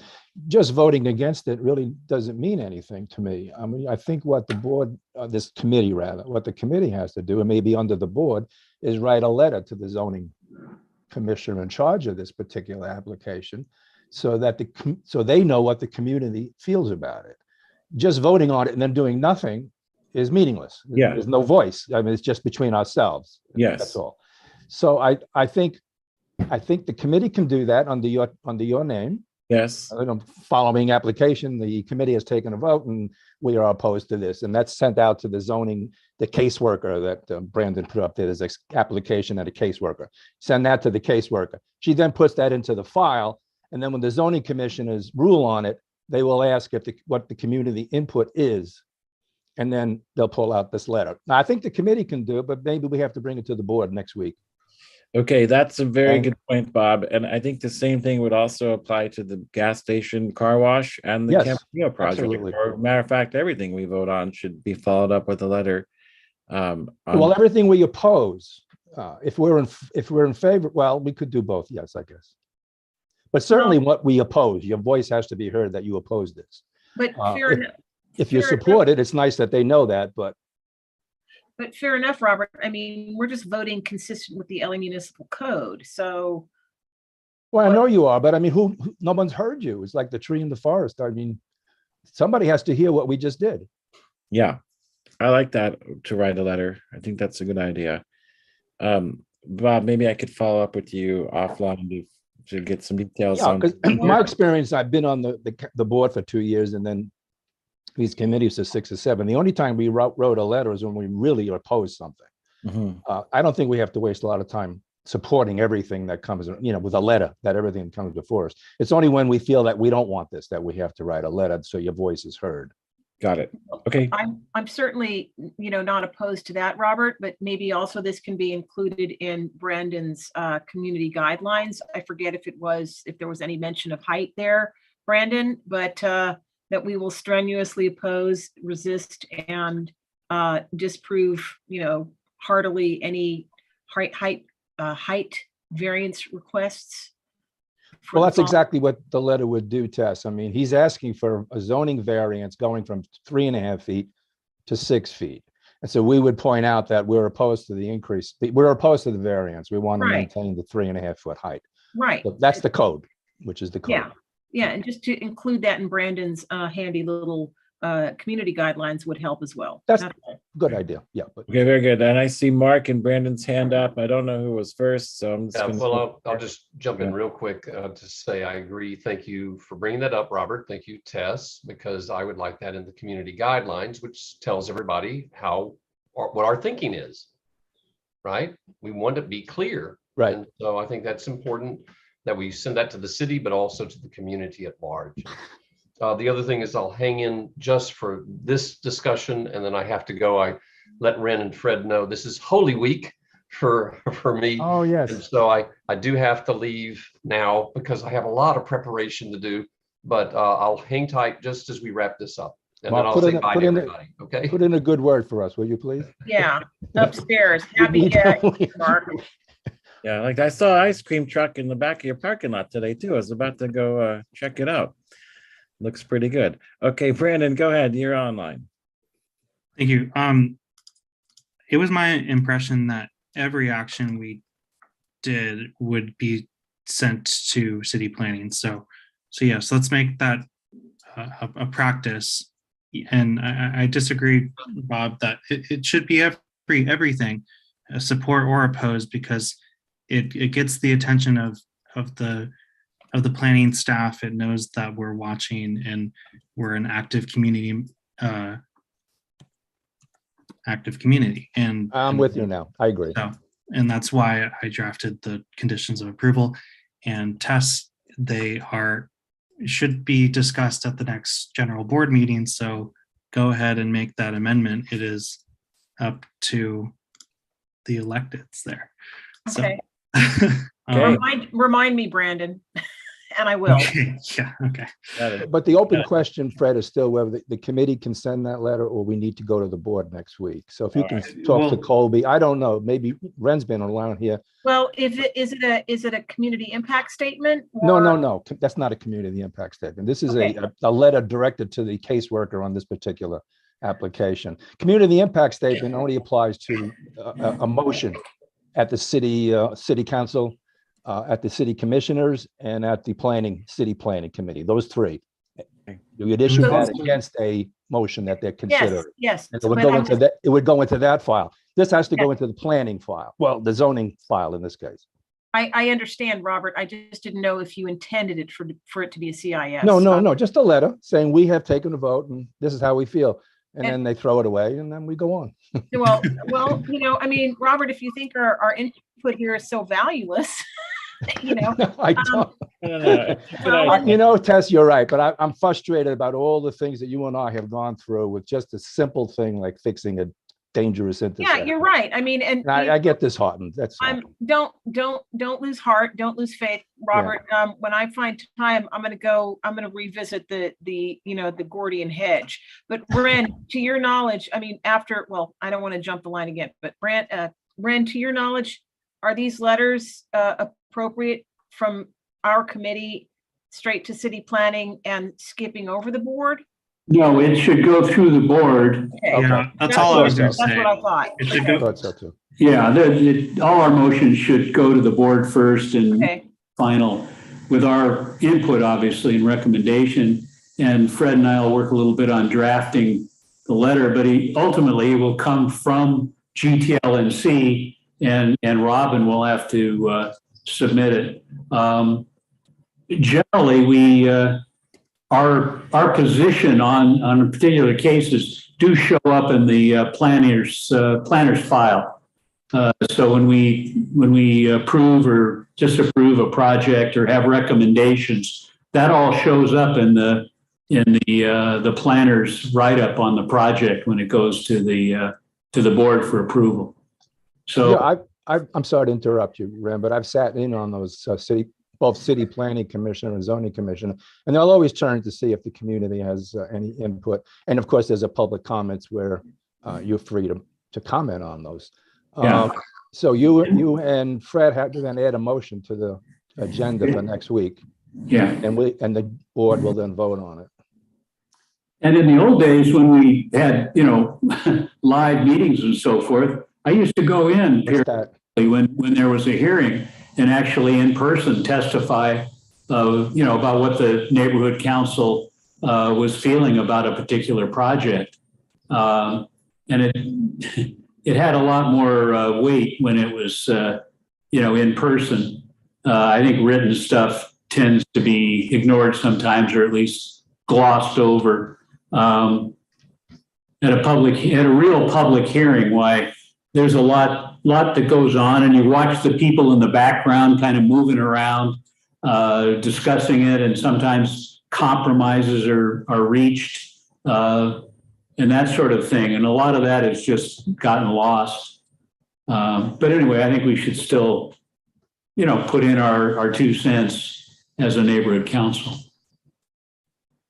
You have to, actually. If you oppose something and then we just leave it within the committee, it's meaningless. Yeah. So you really have to do this. Okay, we will do it. Okay, well, this is great, you guys. Really good discussions here. Anything else on this matter? Are you ready to move on? Ren, you still have your hand up? Are you good? Oh, yeah, I was ready to move on. Next one. Okay, here we go. Next Yeah, let one. me talk about the, Okay, bye-bye, Mark. See you later, Mark. Happy Holy Week. Happy. Yes, have a happy holiday, Mark. Well Happy done. Easter.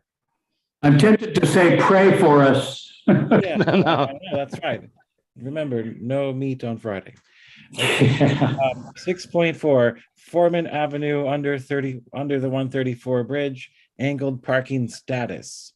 Yeah, we're not getting any response back. Now it's the council office that's not returning my calls. Initially, they were a bit, but I haven't been able to get through to them because they were supposed to front for us with the city clerk. Given our what we're experiencing out here in Toluca Lake, maybe we ought to just raise the money ourselves and just build it and surprise the city with it. It's like, okay, we tore up the street and put in parking, and this is what we've done, and it's all according to city planner codes and building codes and so forth. But we know you didn't approve it because you were so busy with whatever other important things. So we just build it ourselves. Think we could get away with that? Not bad. No, Jonathan, no, I know. Kidding. I'm just joking. We're So anyway, it's very frustrating.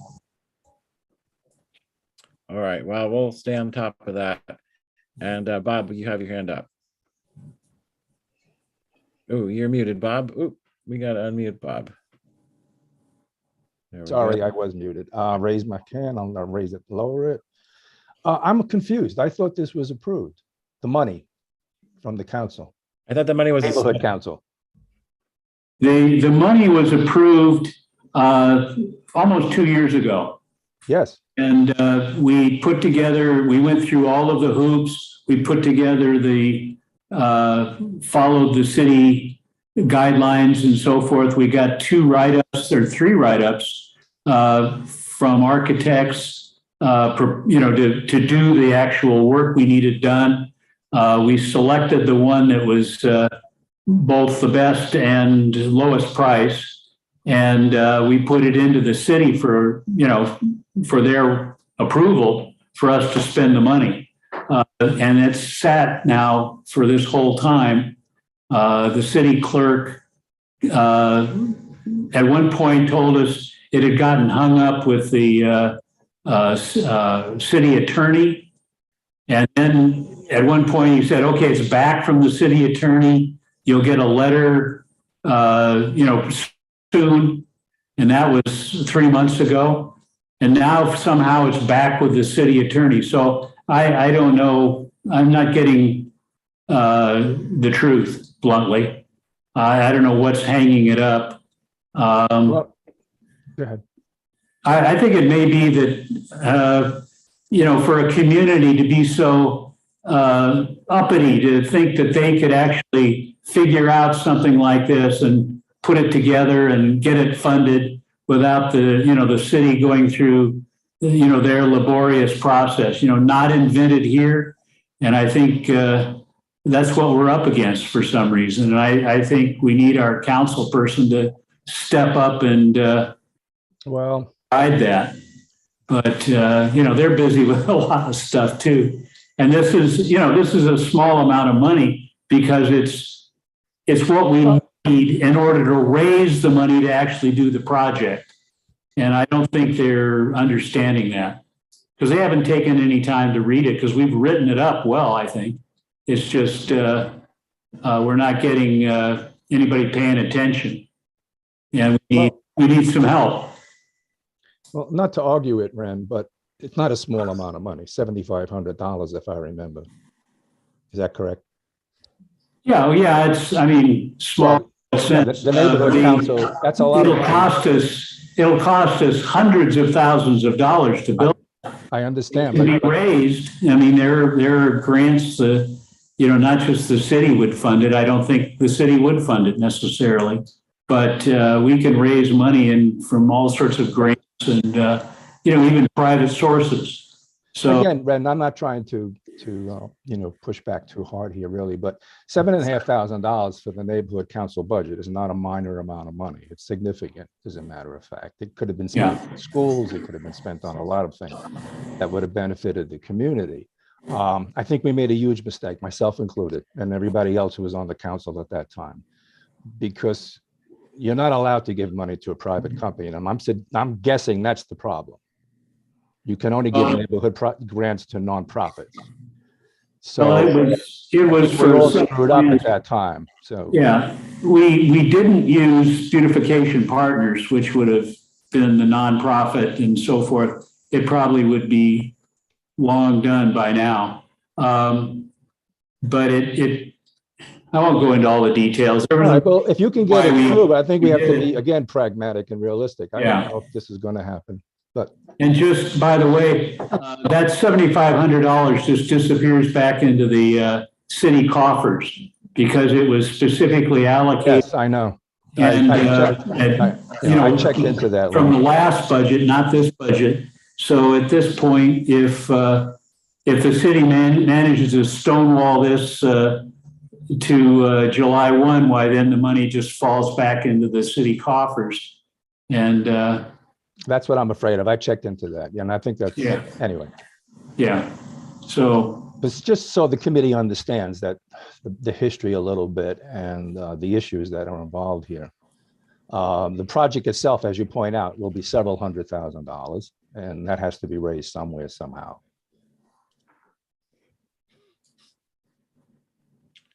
Okay. I do have if we have time now, Fred and Ren, I want to go back to something we discussed earlier. Is there a portion in the agenda where I can go back and discuss? Yes, there is. I'll wait till then. I think that probably, if you want to wait till new business to do that, I'll wait. Well, okay. I have something to wherever you can fit me.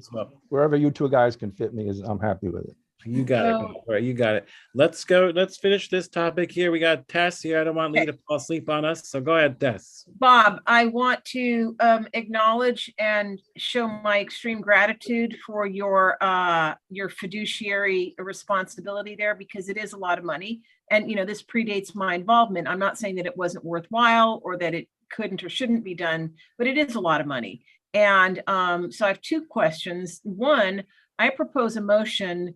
I don't know if it would be best put forward in this committee, but I guess it could be in any committee, that we put forward a motion to change this policy, that if money isn't spent, that it gets disappears back into the city coffers, unless there's some good reason for it. I mean, because we know how slowly things can move. So if all of that effort was made to accomplish something and it was approved at the time, that I don't like the idea of the money being retracted back into the city budget, especially if the fault in this case lies with the city for the delay. So that's number one. I want to put forward that motion. And number two, Ren, are these plans far along that can I see these plans on the city website? Can you send them to me? I'd like to have a look.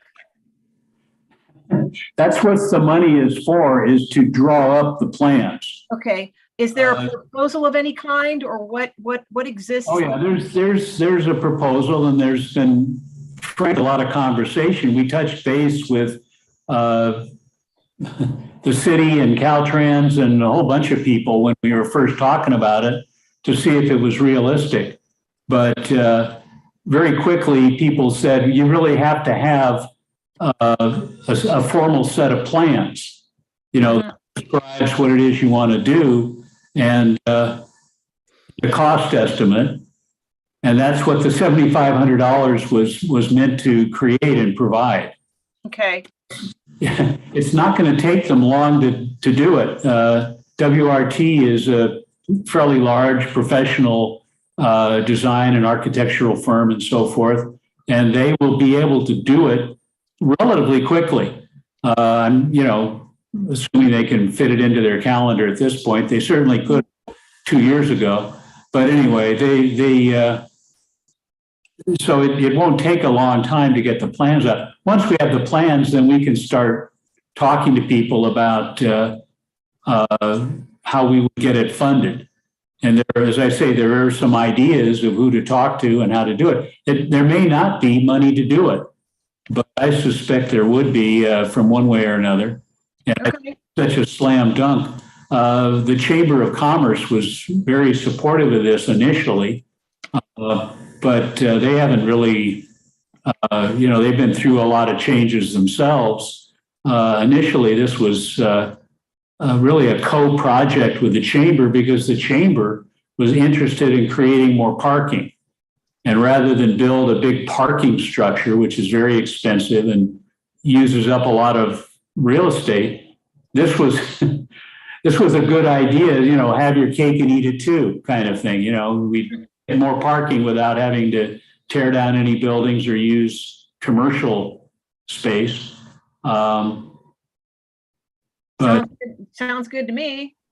well, it sounded good to everybody, but the city, for whatever reasons, is stonewalling it. So I don't know who or why, but we may never know. I'm sure once it's built, everybody will claim that it was their idea. All right, well, let's go to really quick before we go to Bob. I thought I remember correctly, correct me if I'm wrong, that I already seen plans for this. Was it on a PowerPoint Yes. presentation they showed That's us? what I was, yeah, you're absolutely correct. I've seen something when Bob was the president. I saw something. You want me, I can speak now. Go if you ahead, want. Bob. You can. All right, yeah, you're absolutely right. And I just pulled it up on my screen. I'm not that good at this. I don't know if You want to can, share it? if you want to see it. Yeah, it's just on my screen and then it'll work like magic. I think so. You have to say share your screen, and it should work like magic. Go ahead and see if I have to click on something on Zoom here. Yes. I don't see share my screen. Oh, yep, share my screen. Okay, Okay. Very there good. you go. Okay. Is this visible to everyone? This is Mm, what's on my screen right now, but Yeah. okay, Yeah. no, I have to select something. Oh my God. All right, let me select this. Here we go.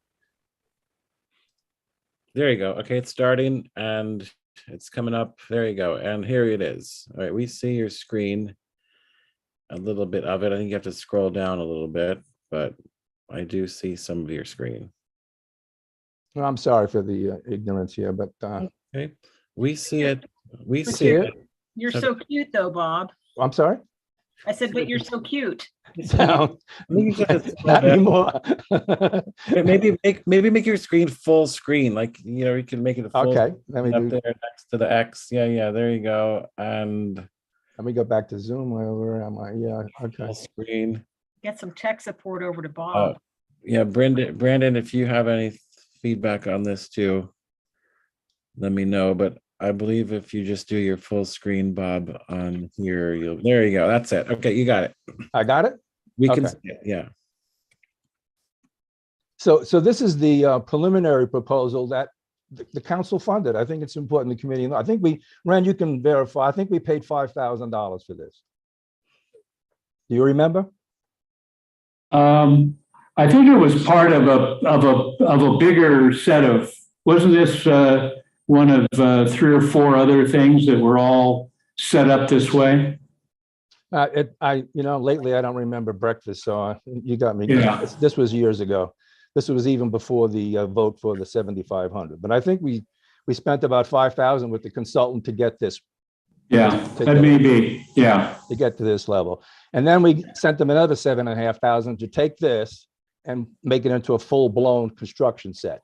Yeah. And that's where we're stuck, because we can't do that. And I don't know, I don't want to throw water on all of this. I know the community wants this, but we sent $7,500 to a private company, and the council can't do that. I don't know, is it up there? There's another page. We can see right now, number one, Foreman Avenue parking lot is what we see. And now we see some second pictures here. Yes, number 2 and number 1 underneath the freeway. I guess starts up on top here. Now you can see the site location. Map. We all know what it is. It's over there by Compass Real Estate. That's the other thing. It's an eyesore for sure.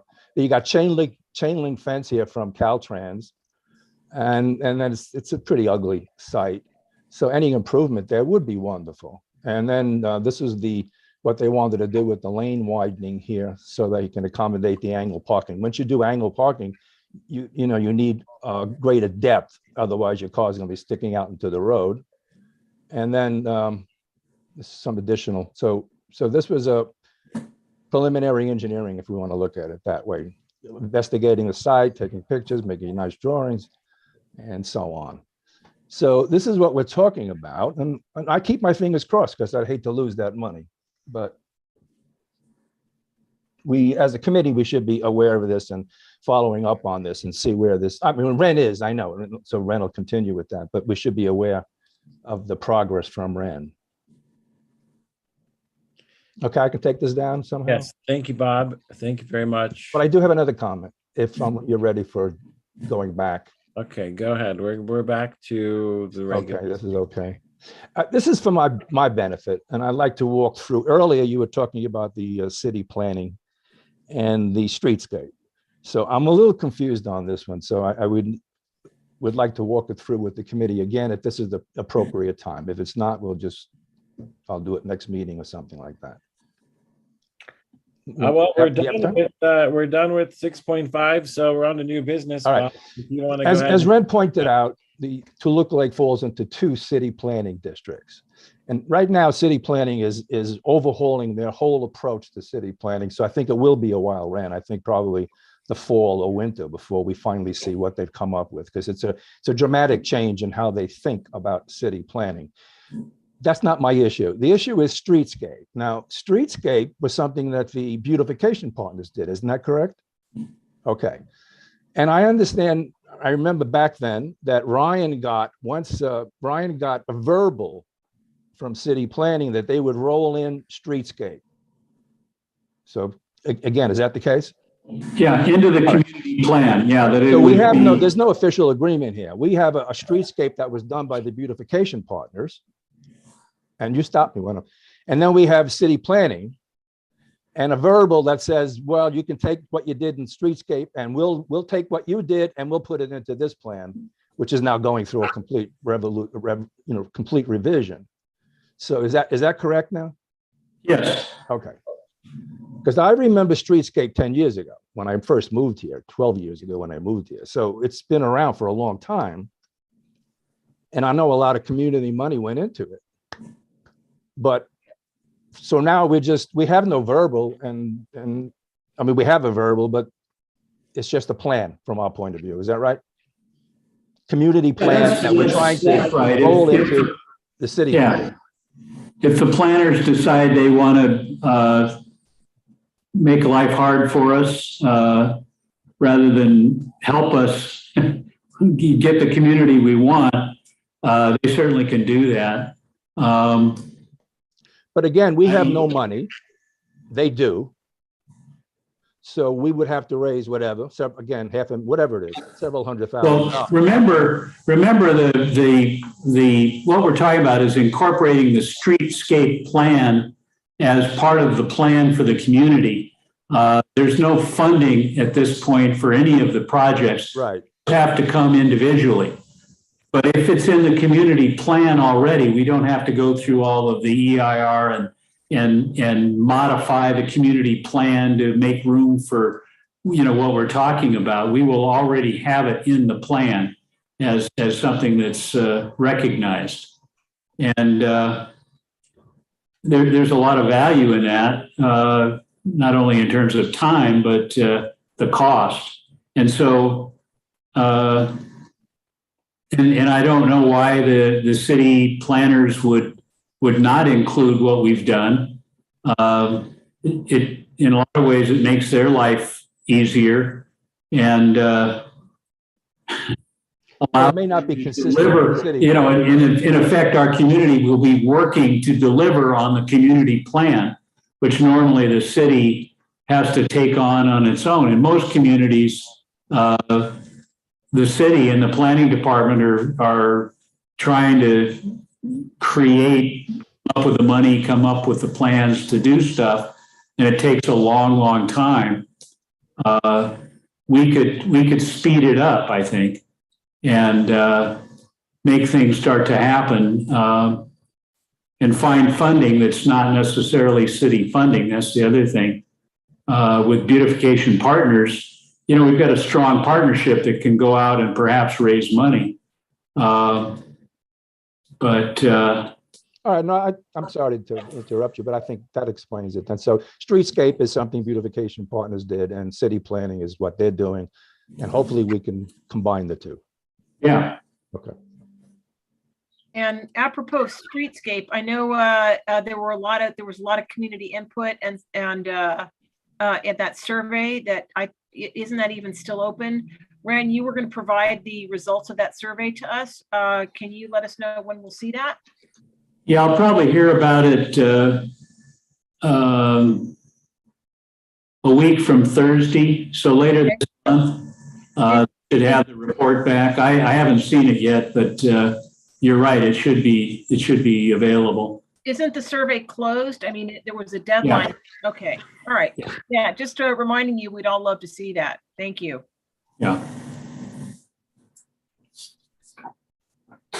Okay. So now are we, Bob, your hand's still up? Yeah, I'll lower it, but one parting shot. I would like both you and Ren to get us a report on that clock too. We gave them $5,000. Yes, I have written that down. Yes. I wrote that down earlier. Thank you.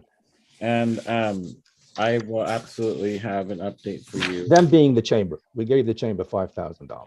Yes, I have that written down on one of these pages. It's years ago and we haven't heard anything. Well, Or seen anything, I should say. We also gave $10,000 to beautification partners. So that would be nice to know as well. So thank you, Bob. Well done. All right. Very good. Okay, so number 7.1, the state legislative. Oh wait, Brandon's got his hand up. 6.5. Oh, I'm sorry, Brandon. You're right. 6.5. Going too fast here. 6.5. Update on 10057 to 10063 Riverside Drive, formerly known as the Gelson Project. And with that, I will throw that over to Ren. We tried to reach out to Michael. I'm not sure if Ren contacted or if Michael got back with us or not, but He hasn't, and I haven't. He's on the call now. Is he? Yep. Excellent. Okay, let's hear from him. Very good. Oh, look at that. Okay, go ahead, Michael. Let me. That's great that he's joined us. Go ahead, Michael. You're on. Hi everyone. How you doing? I'm just in the midst of working and running back and forth, so I'm just going to real quick get on here. I spoke with the chief of staff for the councilman this morning, and that Gelson's is absolutely not going to happen. And he spoke to the city planners. They also said, yes, there has to be 3 businesses on the bottom of the potential project. He did reach out to the representative of the Burbank Boys, and they have not responded at all, either via email, phone call, or nothing. So that's kind of where that stands. There's still an issue, a potential issue with the bus stops, which are being looked into from the distance. Also with the actual 2 bus stops within 15 minutes. So there is some more issues that are being looked at in regards to the actual approval of the TOC. Again, I am just looking for the land and use and the council and the chamber to actually vote yes or no on the project, so the residents know where you guys stand, because they have a right to know where the people that represent them stand on this potential project that could really cause a lot of damage to the neighborhood in regards to the people who love it the way it is. So that's, again, what I'm asking for. I'm not asking to provide information or to try to stop it. I'm just looking for a vote so everyone can be held responsible here for the people that you represent. Very simple. It doesn't need to be a long thing. I'm just looking for a very simple yes or no. That's it. So the people know where you guys stand, because I get asked in my restaurant repeatedly of how everyone is standing in regards to this when it comes to the chamber, when it comes to the council. So I just want to be able to give these people firm information, because they deserve it, because you guys represent them and they need to know where you guys stand. Thank you. Okay, thank you, Michael. Now, we've already taken a stand on this. At our last board meeting, we voted on it. No, So- actually, we voted to table No. it, Fred. No, the board meeting, the general board meeting. Yeah, board meeting, I was there. The general board meeting, and we voted to write a letter of opposition. We voted a motion for that, as a matter of fact, and we also voted on the Gelson's liquor license, even though it's not happening, but we preemptively just went for it anyway. So, Michael, we have done this already, and Oh, okay. we are opposed to it. And Brandon, go ahead, and then Bob. But Brandon, your hand's up. Brandon, go ahead. Thank you. Tess, did that clear that up? Or did you? Yes. Sorry. It concerns me that you weren't, I didn't attend the meeting. And I heard from Ren that the board took action. But you Hang took on. action. Let me look at my notes. On Colby's agenda, we took action last So, meeting. yeah, so thanks for the update. I just wanted to share with the committee what I emailed Fred after I heard from Ren about the result. And I just wanted to reiterate that I don't think, I think it's, without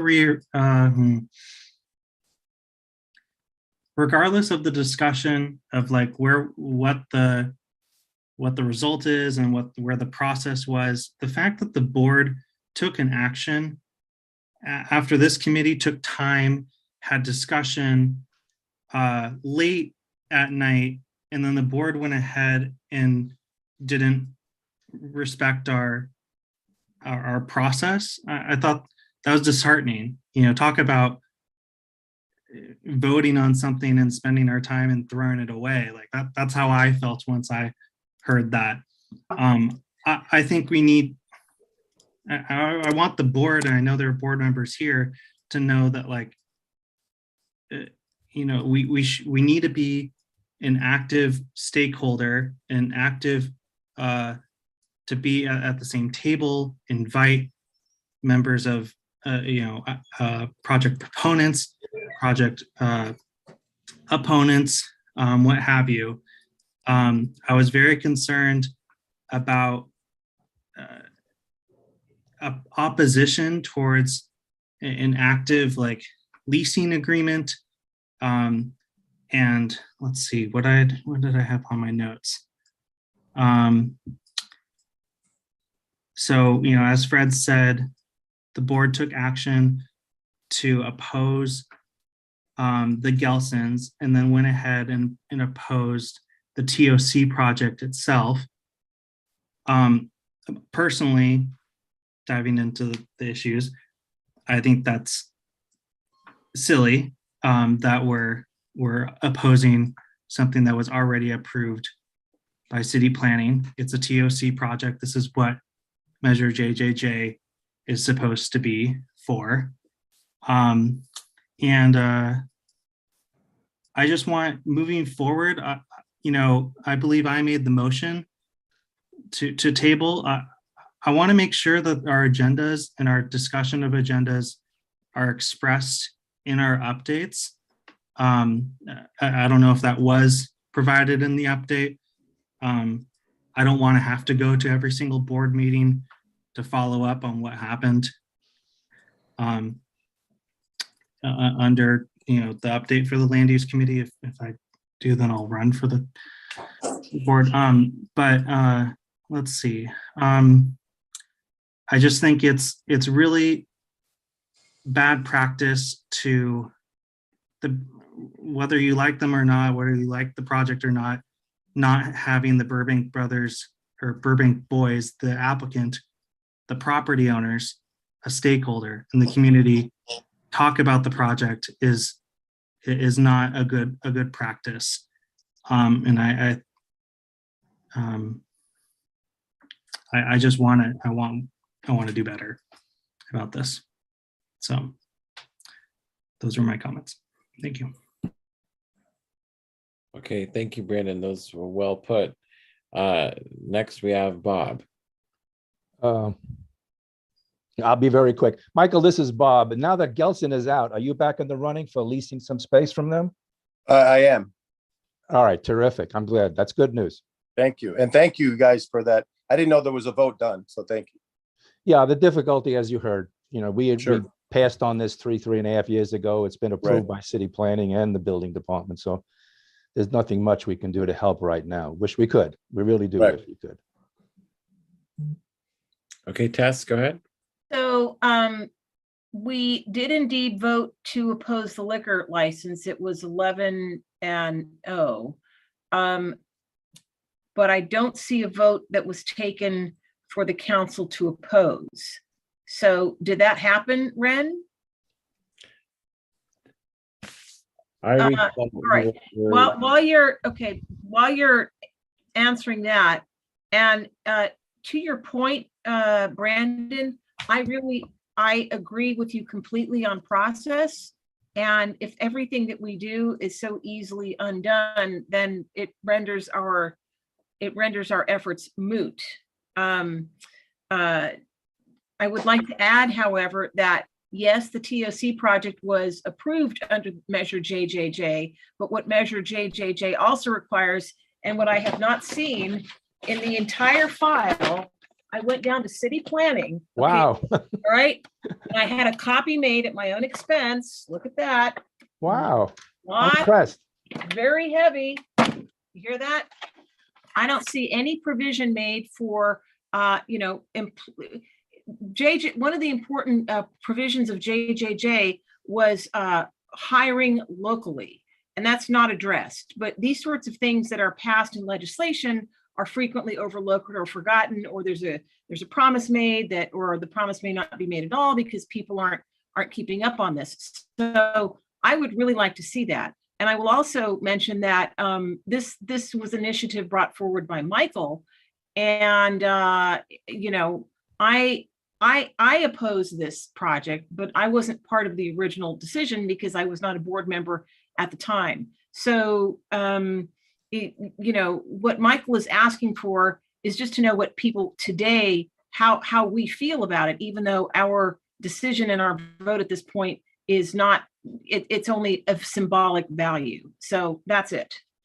Okay, on that note, really quick test. I just pulled up the agenda for the last board meeting, and motion D says to issue a statement that the GTLNC does not support the TOC project located at 10057-1063 Riverside Drive, 4508 North Marietta in its current form. And Robin's on this call. I'm pretty sure she remember we took a vote on that, and it passed, where we were going to issue a statement that we do not support it in its form. Okay, good. Thank you, Fred. When will that letter be issued? Robin, do you want to talk about that, or? I'm not really sure. I'm gonna have to check on that. But we did submit a statement, I thought. Maybe Colby can clarify that. Okay. All right, I can follow up on that. I will, I'll send an email offline to follow up on that statement. But there you have it. Michael, you have your hand up. Yeah, I just wanted to thank you guys. I have to get back to work. I'm actually behind the bar tonight for my music night. I just wanted to thank you guys for addressing the issue and for taking the vote. It's very much appreciated.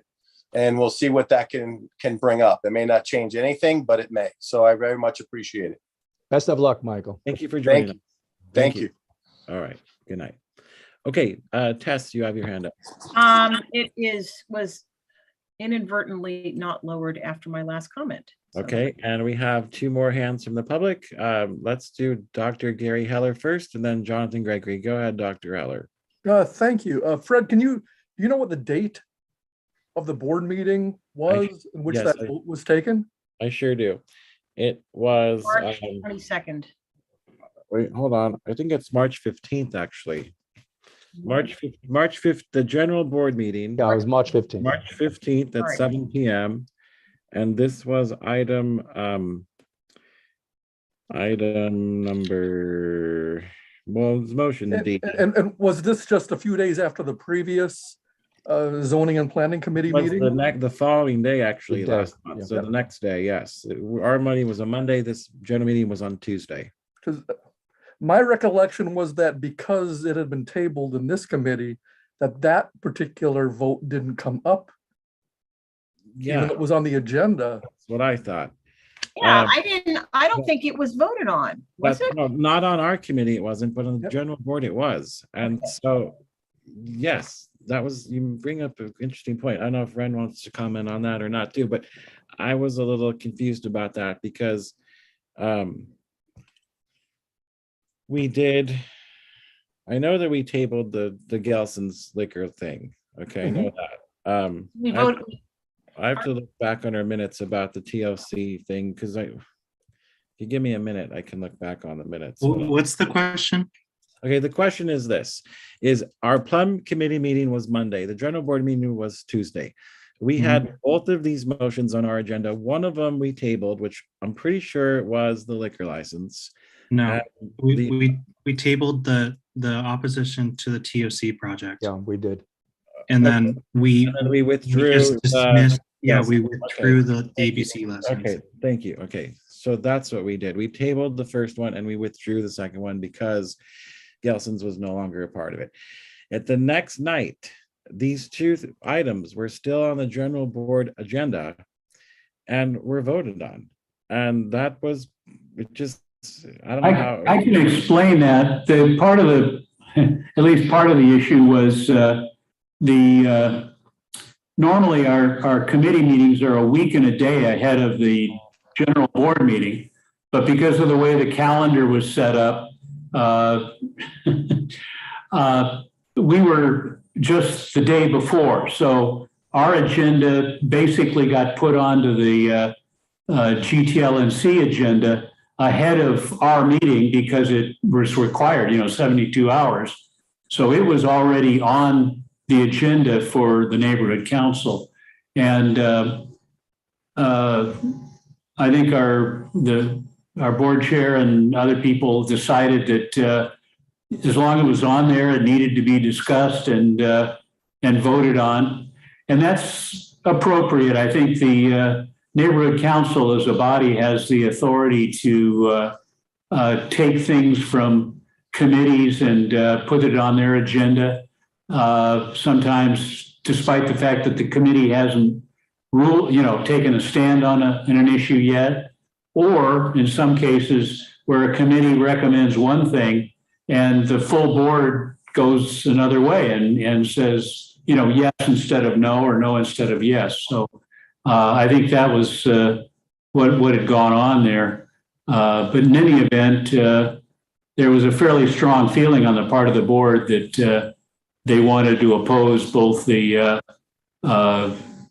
project, the TOC, and the liquor license based on the information which had come to bear on the whole thing after all this time.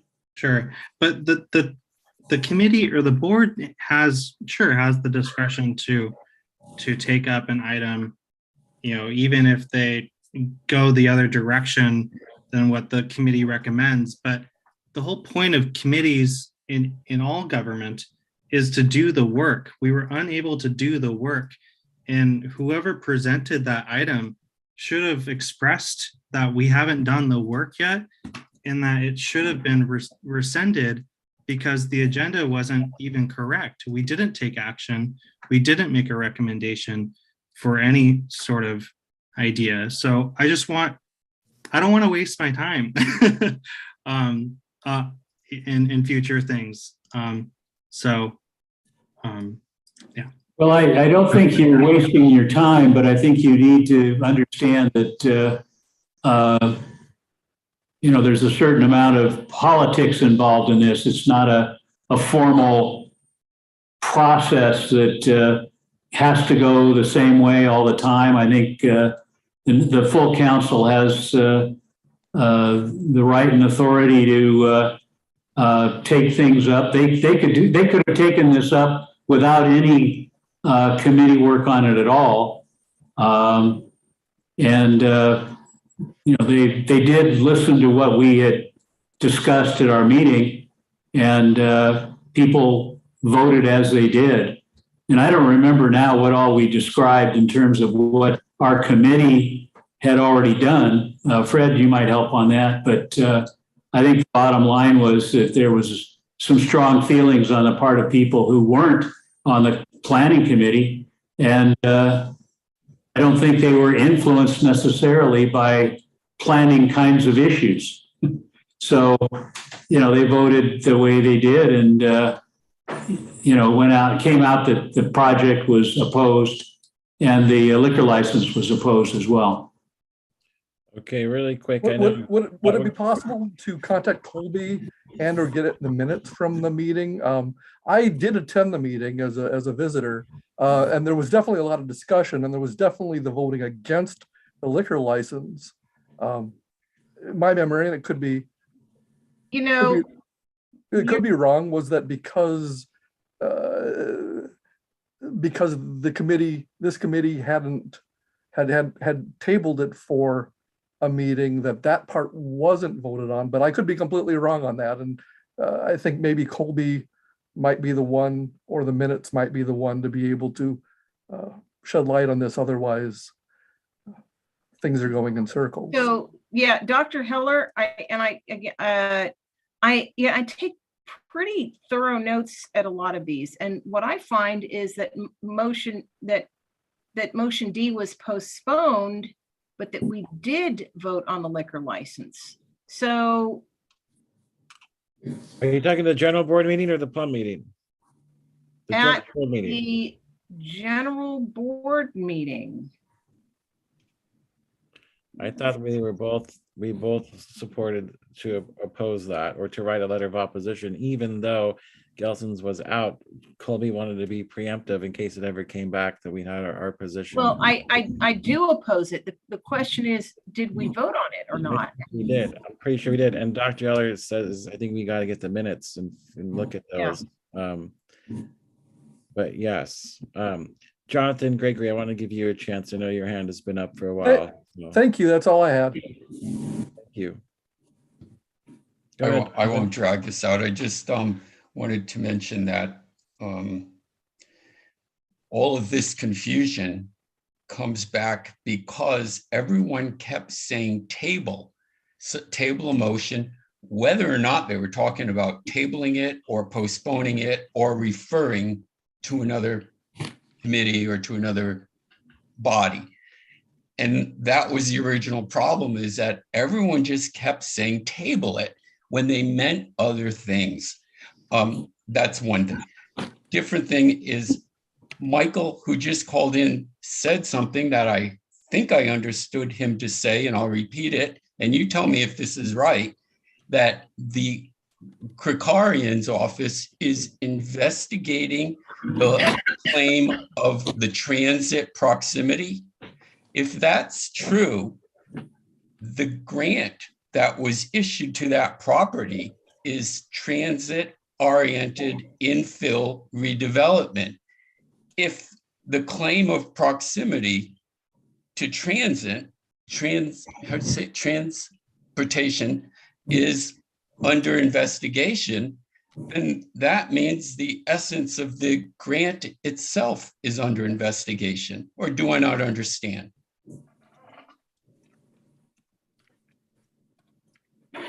I think that sounds correct. Okay, thanks. It was a lot that he said, but anyway, that's the end of my thing. I'm reading it like that too. Bob, go ahead. Yeah. I'm unmuted. Brandon, you're not wasting your time, Brandon. This is just one issue, and this committee has been reviewing many other issues and will continue to vet other issues. And so you're not wasting your time at all. The crux of this matter is Michael is a very nice guy, and we're being polite, and we want to tell him that there's nothing that this committee or the board can do about reversing a decision at the city planning and city building department level. So we're being nice to him, and we're discussing it. But again, Michael just has to understand, we vetted this project in depth some 3.5 years ago during this committee, where we met with the developer, his consultant, and his architect, and we went through a long meeting vetting this particular project, examining the TOC designation, which is a zoning designation. And then it went over to the board, where you had an overcrowded room full of people, almost all of them against this project. And again, the developer was there as well as the architect. And we went and vetted this project all over again. It then went to city planning when it was approved. As far as I know, it's been approved. He's been submitting applications for permits, which he's entitled to do once he passes city planning. And this is, as the Supreme Court says, settled law. So I wish him all the best. And if he can get find something that has materially changed this project such that it can be reversed, then I give him all the power. But you write a letter. Who are you going to write a letter to? Kurian's office? He can't. What is he going to do? So I think it's just we're being overly polite, Brandon, and there's nothing we can do for Michael, as much as we might want to. He's being evicted, and I feel terrible for him, as are the other businesses there. But there's nothing this committee has done its job. It has done it very well, and the board has done its job very well. So nothing to be ashamed about. The vote stands, and there's nothing you can do to change it. Well, thank you, Bob. And I think that we gave Michael what he wants, and he wanted to know which way we fall, and we made that clear, and he's happy. So that I think served its purpose. Tess, what do you have to say? No, my hand was still up. Sorry. But okay. Michael, We're gonna say it's time to move on to the next subject. Yeah, let's go. See, Fred's growing a beard in this meeting already. Oh wow! You know what? I'm too busy to shave lately. It's okay. Item number. You look 7. Good in it anyway, so don't change it. Thanks, Bob. Well, except for the gray hair, I gotta try to dye it. But I got you. Like many years. Item 7, new business, and we're going to the state legislative agenda. Ren's going to talk a little bit about this. So go ahead, Ren, and let me unmute you. Here you go. And I think, let's see, ask to unmute. Here we go. Sorry. I'm not going to spend a lot of time. Obviously, it's very late, but just want to let you know we've got legislative process going on. The same process that ultimately led to SBA 9 and 10. There's a number of pieces of legislation now that are follow on to that or amend that in some way or another. And we need to track all that, I think, for our community. Let me go through my list here.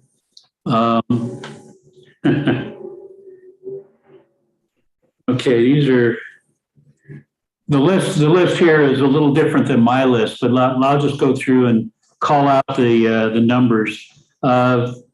Assembly Bill 2334 is Wicks. She is looking in that bill to enhance density bonuses. In other words, create even more density bonuses for projects that meet criteria. The Senate bill, Assembly Bill 1911, Gabriel, flexible housing preservation tax credit for apartments and mobile homes. So basically, I'm sorry, affordable housing preservation. So they're looking at apartments and mobile homes, trying to create tax credits to keep those units affordable. The Senate Assembly Bill 2006, which is Bowen, compliance monitoring for affordable housing. There's a lot of concern that affordable housing gets built, and then after a few years, why the tenants who were in there initially move on, and other tenants are brought in at higher rents. So they want to look at that more carefully. Assembly Bill 2186, Grayson, housing cost reduction, tentative program to reduce the cost of housing. And, that we'll have to look at carefully, what's being proposed. There's Senate Bill 948, which is Becker. Create a pooled transition reserve. This is to create money so that people can transition from supported housing to regular housing. Financially give them some help doing that. AB 1288, Quirk Silva, increase effectiveness of state low-income housing tax credit. There's a lot of tweaking that always gets proposed for tax credit programs. In this case, they think they can make it more effective, get bigger bang for the buck. Finally, AB 2244, which again is WIX, reduce parking requirements for religious institutions. This is an interesting one. So they're going to allow development of affordable housing projects on religious institution parking, and set up reduced requirements for parking for religious institutions to do that. So those are, in the hopper, so to speak. We'll need to, do some more serious vetting of this stuff as, we get into July and August. That's typically when these bills get nailed down. A lot of them disappeared. A number of them get merged or modified in various ways. And then, of course, they pass one house, the Assembly or the Senate, then they have to go over to the other one to get final passage. So a lot goes on, and oftentimes in the last couple of weeks of the legislative session. But we need to know what's real by the end of the summer, so we can impact our local representatives. One other thing I wanted to mention, as long as I'm on here, Tess, you sent out an email about the SCAG meeting. Yeah. Southern California Association of Governments. You want to talk about that? I can in a moment. Are you finished with your legislative roundup? Yeah, I guess. So one other thing, just the Southern California Association of Nonprofit Housing is having a webinar. Buffy Wicks, and she's one of the Assembly people who's very active in the housing area. Anyway, they're going to do a meeting with her, a webinar on the 19th at 3:00, and you can register through the Southern California Association of Nonprofit Housing. So that's one of the places where we can get to know what's really going on up in Sacramento, and she'll give us a rundown on what she's talking about. So that'll be a chance if you're available on the 19th at 3 in the afternoon. Okay, Southern California Association of Nonprofit Housing. Yes. Can you forward that to all of us, Ren, please? Sure. Okay. Actually, you know what? I think it's mentioned in The thing that I sent, okay. yeah, the thing you sent out. Yeah, that's Right. right. That's where I got this. So, Okay, yeah. good, all right. Well, that's great. 1 second, Tess. Brandon has his hands up, but let me just say really quick, Ren, thank you very much for all this information. And it'll be great to follow up and keep track of these different bills that are coming out, especially to let our representatives know how we feel. And that's very important. So I'm really thankful that you brought this up, and we'll learn a lot more about it thanks to you. So thank you. And Brandon, go ahead. You have your hand up. Thank you. Ren, why these particular bills? Where did you find a list of these bills, or? Yeah, this one of the housing consulting people that works with neighborhood councils kind of put this out as the 7 that he thought initially were most likely to get attention and so forth. There are, at this point, dozens of bills that relate to housing and land use and planning. And frankly, I haven't gone through the whole laundry list. I have to trust people that do this for a living. And these are the 7 that they came up with. They will, they'll be changing it as they watch what's going on in Sacramento. They'll be letting us know what's real and what isn't. And you just have to trust them. They're various people that have spent, they're consultants, and they've spent a long time working for a SCAG, working for, any number of not only governmental jurisdictions, but developer groups and all that kind of stuff, nonprofits. So, they're tied into what goes on in Sacramento, and then they put out newsletters and so forth to tell us what's happening. So I'd be happy to share that with you. And if you want to follow up on some of those as well, I'd be happy to let you know. Yeah, that'd be great. To be clear, are you talking about they present at that Plan Check NC group, or like you're saying that they consult or they assist neighborhood councils, but like in what forum? Well, the planning committees of various neighborhood councils, some of them have much more, bluntly, much more sophisticated and involved people. And I don't, I don't fall into that realm. Oftentimes there are people who are professionally involved one way or another in dealing with our planning kinds of issues. So they have time and resources to track all of this stuff. And I'm just asking like what group, but okay. It's not one group. It's quite a crowd up there in Sacramento, and they represent everybody, obviously, from the low-income housing developers and the nonprofit community and the community that's trying to look out for renters' rights and develop. I got it. Yeah. On the other side of there's a lot. Yeah, this legislative session, has a lot of bills, and it's interesting that I guess I'll just look forward to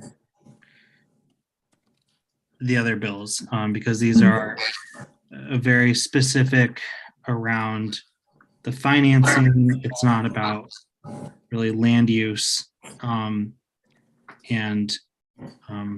so yeah, I think you're right, and I would welcome input from from what you're looking at as well, because I can't cover the waterfront on this. Sure. The other thing was, what is the next step? Are we just talking about these bills, or did you want to just watch them, or did you want to?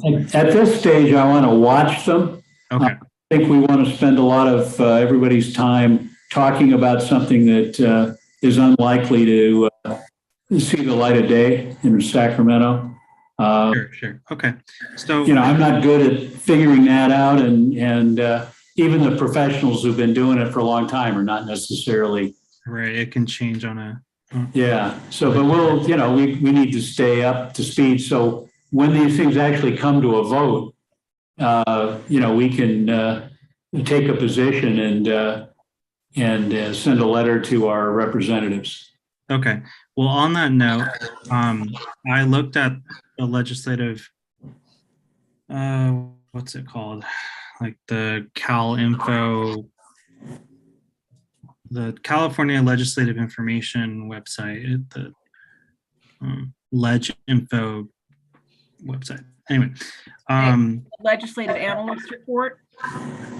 No, this is just the website that has. Well, actually, I'm still a co-host, so I'll just To the state legislative portal. Is that what you're talking about, Brandon? Yeah, this. Okay. Yeah, there it is. Where you can just, okay. You can search bill numbers. Right. And such.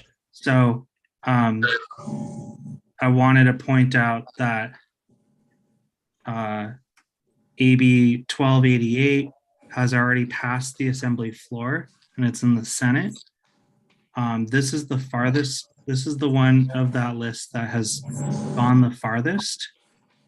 1911 has not gone to any committee, has not had any votes. 2006 just passed the Assembly's Housing and Community Development Department, or the Assembly's Housing Committee. And just for folks to know, Buffy Wicks is the committee's chair. So she holds a lot of weight on housing in Sacramento. But it's going to appropriations because it has tax components. 2186 is going to the Committee on Local Government, so it's still in the Assembly. 2244 has not been scheduled another committee, but it passed the Assembly's Housing Committee. It passed the Assembly's Local Government Committee and the Assembly Housing Committee, but it has not had another hearing. It might have another one before it goes to the Assembly floor. Density bonus bill passed the Assembly's Housing Committee and is going to the Committee on Local Government. And then SB, the only Senate bill has passed the Senate's Housing Committee and it goes to appropriation. So that's all I wanted to share on that. That's great. Thank you. Very nice. Tess, do you have your hand up still? Yes, I do. So can we mute? There's some feedback from someone. Okay, I think it's gone. Your cat appears to really My like cat- it. Okay. Your cat is showing us the wrong part of his body, Fred. What is this? Okay, so thank you for all of that. I would like to add to this list of legislation that we're tracking the following two bills, and I will send this to you, Fred and Ren. AB 2445 Gallagher. This is a $500,000 bond bill being discussed that would cause people to have to put up a bond before they file a CEQA appeal or before they file an appeal. I'd also like to have SB 1404 put on there, and maybe we can get Catherine to agendize that under environmental. It's putting teeth back into a law about removing 3 oak trees constituting a significant impact on the environment. So this is important because oak trees are considered a keystone plant, and this is something that we should be following, in my opinion. I called the California legislative analyst last year, because I had a few questions and wanted to understand a few of these things. And Brandon, you're a very clever young man, and not everybody knows how to use the state legislative portal or even the city clerk portal here in Los Angeles. So we put that on the agenda for next month's Government Affairs Committee to, just show people, just give people a link and show them what information is available and how to search it. But I would be very interested in getting the legislative analysts analyses on these specific bills, but that doesn't happen right away. It's only tied to when the bill will be heard in committee and is up for a vote in the floor of any given house. That's when the analyses are consistently published by the committee in charge. So that's kind of important because I'm going to be watching for the analyses, the legislative analysts' analyses when those bills progress. So there's that. I'd like that to be agendized. I would also like to be agendized for discussion a scathing report on the RENA numbers that was released by the California State Auditor recently about housing goals, and the agency apparently inflated requirements. There was a problem with the benchmarking of the numbers, and RENA, of course, is the Regional Housing Needs Assessment, which is the numbers that are put forward that we are planning to build for. And I can discuss that at next month's meeting, but I'd like that to be put on the agenda. That's very important because that definitely affects the density in our respective neighborhoods, in fact, throughout the state of California. So there's that. Let's see, Ren, I would love to see the summary of the bills from the group or the people that you were talking about. I just want to make sure that whatever the source of the legislation is, that these are residential advocates and not developers or business advocates. I want to make sure that the residents are being looked out for, because that's the purpose of our council. We're a neighborhood council. And last but not least, if we're done with this agenda item, I can do a rundown on the SCAG email announcement that I sent out earlier to you guys today, if you like. Yeah, that's fine. And then also after that, we're going to go into your 7.2 for the. Yes. So that's all you, Tess. You got the floor. All right, great. So the item that I forwarded earlier today, the announcement from SCAG. So the SCAG is the Southern California Association of Governments. There are analogous organizations throughout California. This just happens to be ours, and they host a number of interesting housing policy forums. So I sent that to the committee, and I plan to attend as many of these as possible. They're all virtual. They're all virtual events as far as I can see right now. And I believe the one that you mentioned, Ren, is in this email. So you guys might want to have a look at that. That's going to go into some detail about housing policy moving forward, including accelerating housing production and achieving housing on a regional scale. SCAG, once again, Southern California Association of Governments. And I'm on their mailing list, so I think it's always useful to see what they're doing and to participate when I can. And that's all from me on that. And if we're finished with that, we can go to the last agenda item, unless anybody has any questions. 7.2. All right. So, let me just exit out of this. So, let's see here. So, I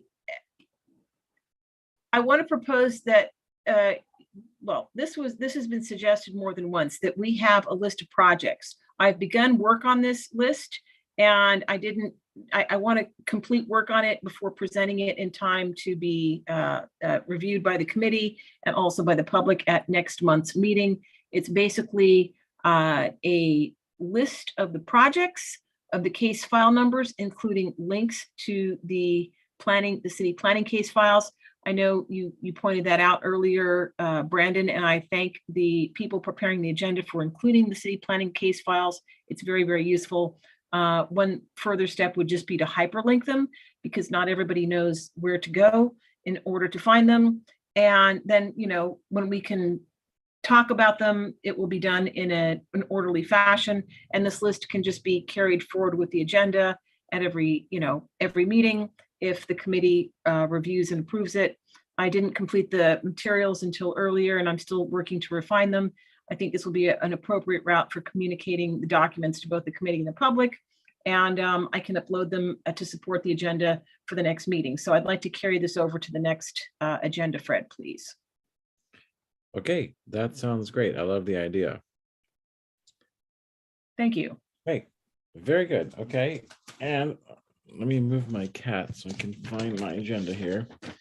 Who needs Ambien when you have plum meetings? So, sorry, had to throw that in. It's getting late.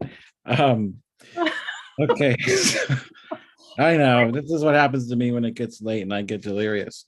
Party at Bob's house. There, yeah, party at Bob's house. We're coming over, Bob. Wait, actually, Jonathan Gregory has his hand up. Go ahead, Jonathan. You're all welcome. Come on over.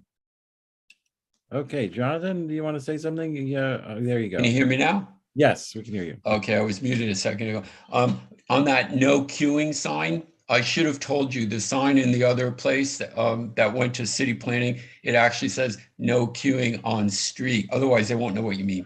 Thanks, bye. Okay, that's good to know. I will make that no queuing sign on street.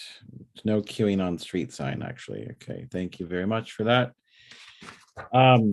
Okay, any other new business from anyone? No hands. Okay, there's one quick thing I'd like to just throw into you guys' head really quick. I don't know if it's right to do this in new business or should talk about it in something else, but just an idea I had. If you ever walk on Whipple Street between Coinga and Lancashire, it's one of the few streets in Toluca Lake that still has the old 1920s apartment buildings and still has what it seems to me, would look like original Toluca Lake from way back when, and has not been developed like other streets have. And I kind of thought to myself, wouldn't it be nice if we could somehow designate just this one street to preserve what Toluca Lake looked like way back when? And this is right where the church is, where Mark's church is, in that block. And if you guys have a chance to drive down that street, or even better yet, walk down the street, you'll get a sense of what I'm talking about. And I don't know, I just was an idea I had, and I wanted to throw it at you guys, and we'll put it on our very back burner. But there's not many streets like this that still have the charm of the old Toluca Lake, and it sure would be nice to preserve it. So with that, This is Lee. I like it. Thank you, Lee. Thank you, Lee. And if you get a chance, walk down the street. It's, again, we're United Methodist Church. I think it's called something else now, Harmony Church. Yeah. Used to be called United Methodist. Back when. It's right there, Coinga, between Lancashire on Whipple. So that being said, I took a lot of notes here. Tess, you might have to remind me of some of these agenda items you want to put on the next meeting, but we can do that. I will certainly do so. And otherwise, it was great to see all your beautiful faces again. And thank you very much for all the input. I mean, these are very, very helpful and educational meetings. And I hope that the rest of the participants feel the same way. And we hope to see you and more of you again soon and every month. So, Good night, everybody. That being said, good night. Thank you so much. Also, See you next time. Bye-bye. also that Whipple, it's got some old duplexes